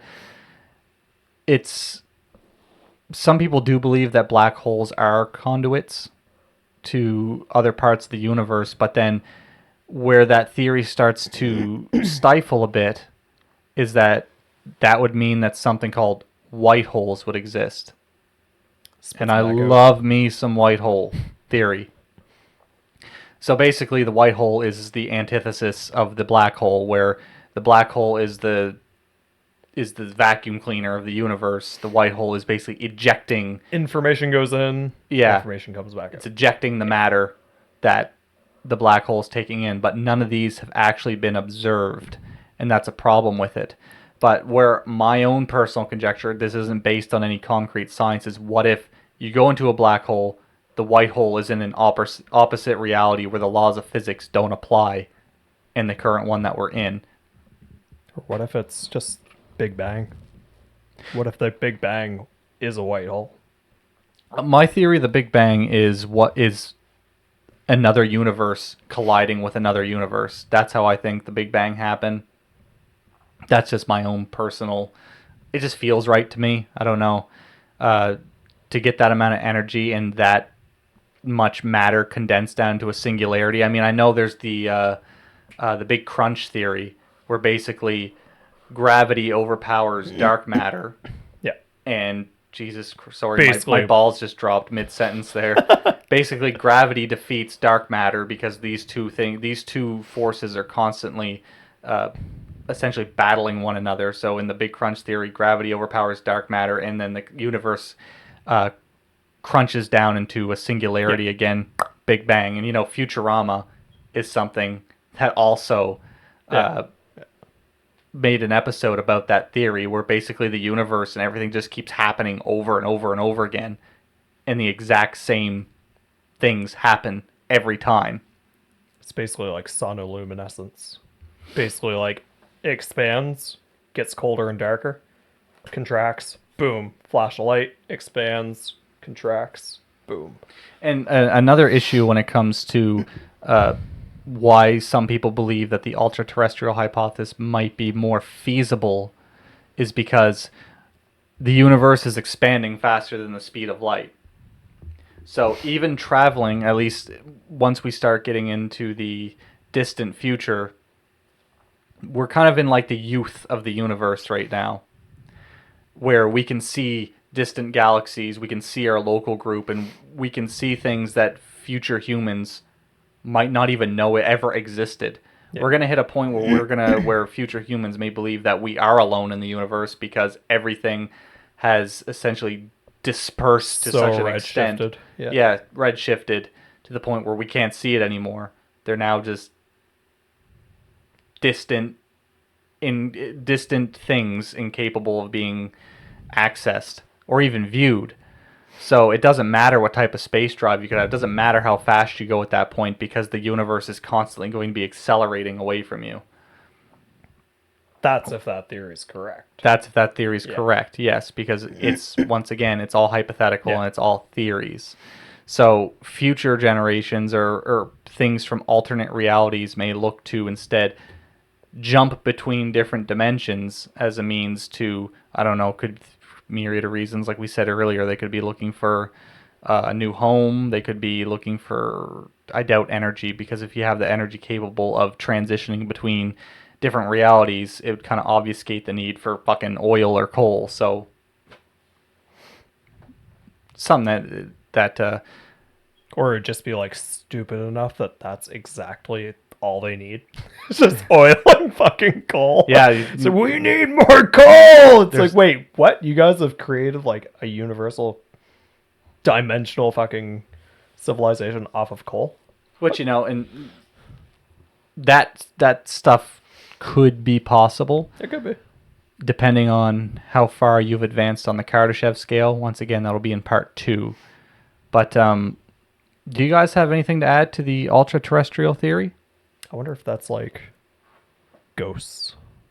That's what I said. Yes, some people do believe that the paranormal is essentially just another dimension, and some people are able to pick up on the energy and detect those. I guess I don't really know what you'd call it, like lapses in the dimensions. I suppose, like these two dimensions that are existing over one another. That's why some people believe like children can pick up on these things. They're more sensitive to that energy than adults are is because like kids are they're more observant, they're more vigilant and all that. You know, we went over all that earlier, but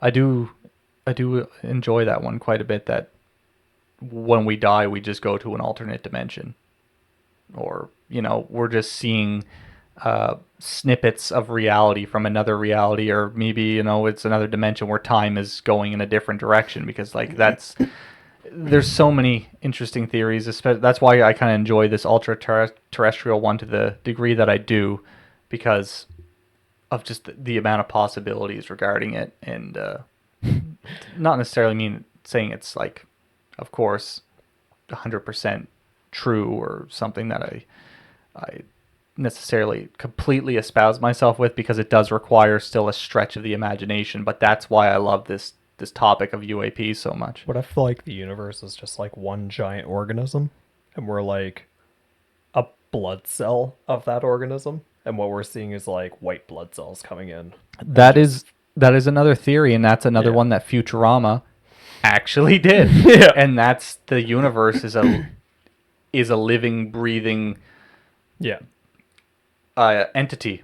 Which, I mean, is fairly plausible, because I mean, you gotta look at, like, we technically come from stardust. Like, everything that we see in our solar system is from like supernovas going off quite often, like way back, and like all the elements that we see came from these supernova that were created in the stars, and now in galaxies, got, like, cannibalizing other galaxies. I mean, they believe that the Milky Way alone has cannibalized several diminutive galaxies, and since the Milky Way's kind of come into existence. And then, of course, the same thing's going to happen when the larger Andromeda galaxy merges with the Milky Way and becomes Milkdromeda. You gotta fucking give that guy a promotion. Comes up with that name, Milkdromeda.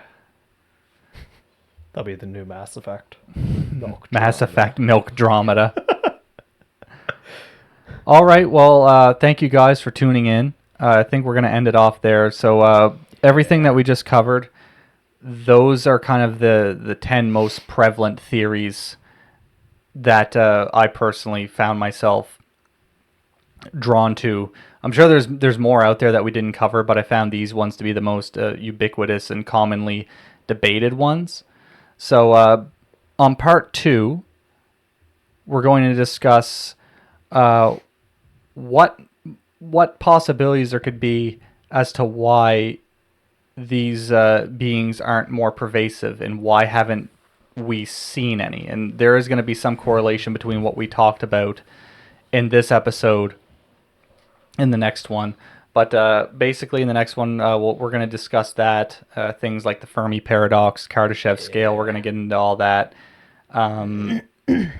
We'll probably also go through what little was revealed at the Congress hearing. And yeah, exactly. And I guess just a few more philosophical questions, because I just got a brief summary of the next episode here. But that'll easily cover another amount of time, because this went on way longer than I thought it was going to, because we were initially going to cover those topics in this episode. But it's already gone on for, Jesus, long enough already.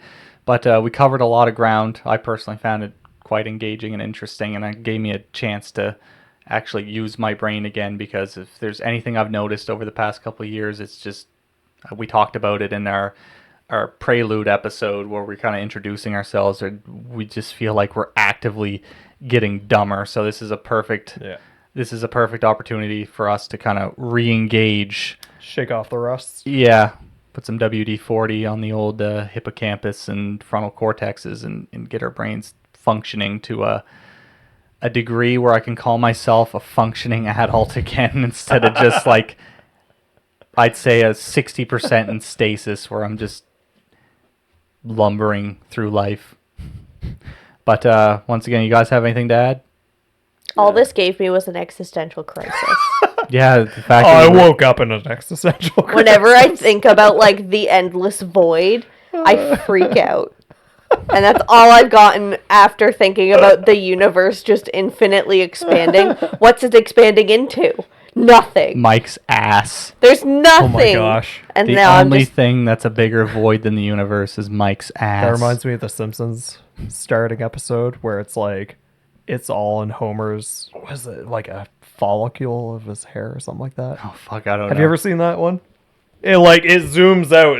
It starts off with like looking at Homer's eyeball or something like that, and it just Yes. starts zooming out, and it's just like crazy shit's happening, and then it's just like zooms back out, and it's just Homer's eyeball. yeah, And I it's have like, seen that one. Huh. Yeah. Okay, on that note, thanks for everybody for coming aboard with us. It's definitely next time. an educational experience for us, and we hope you guys were entertained and learned a few things as well. Thanks, guys.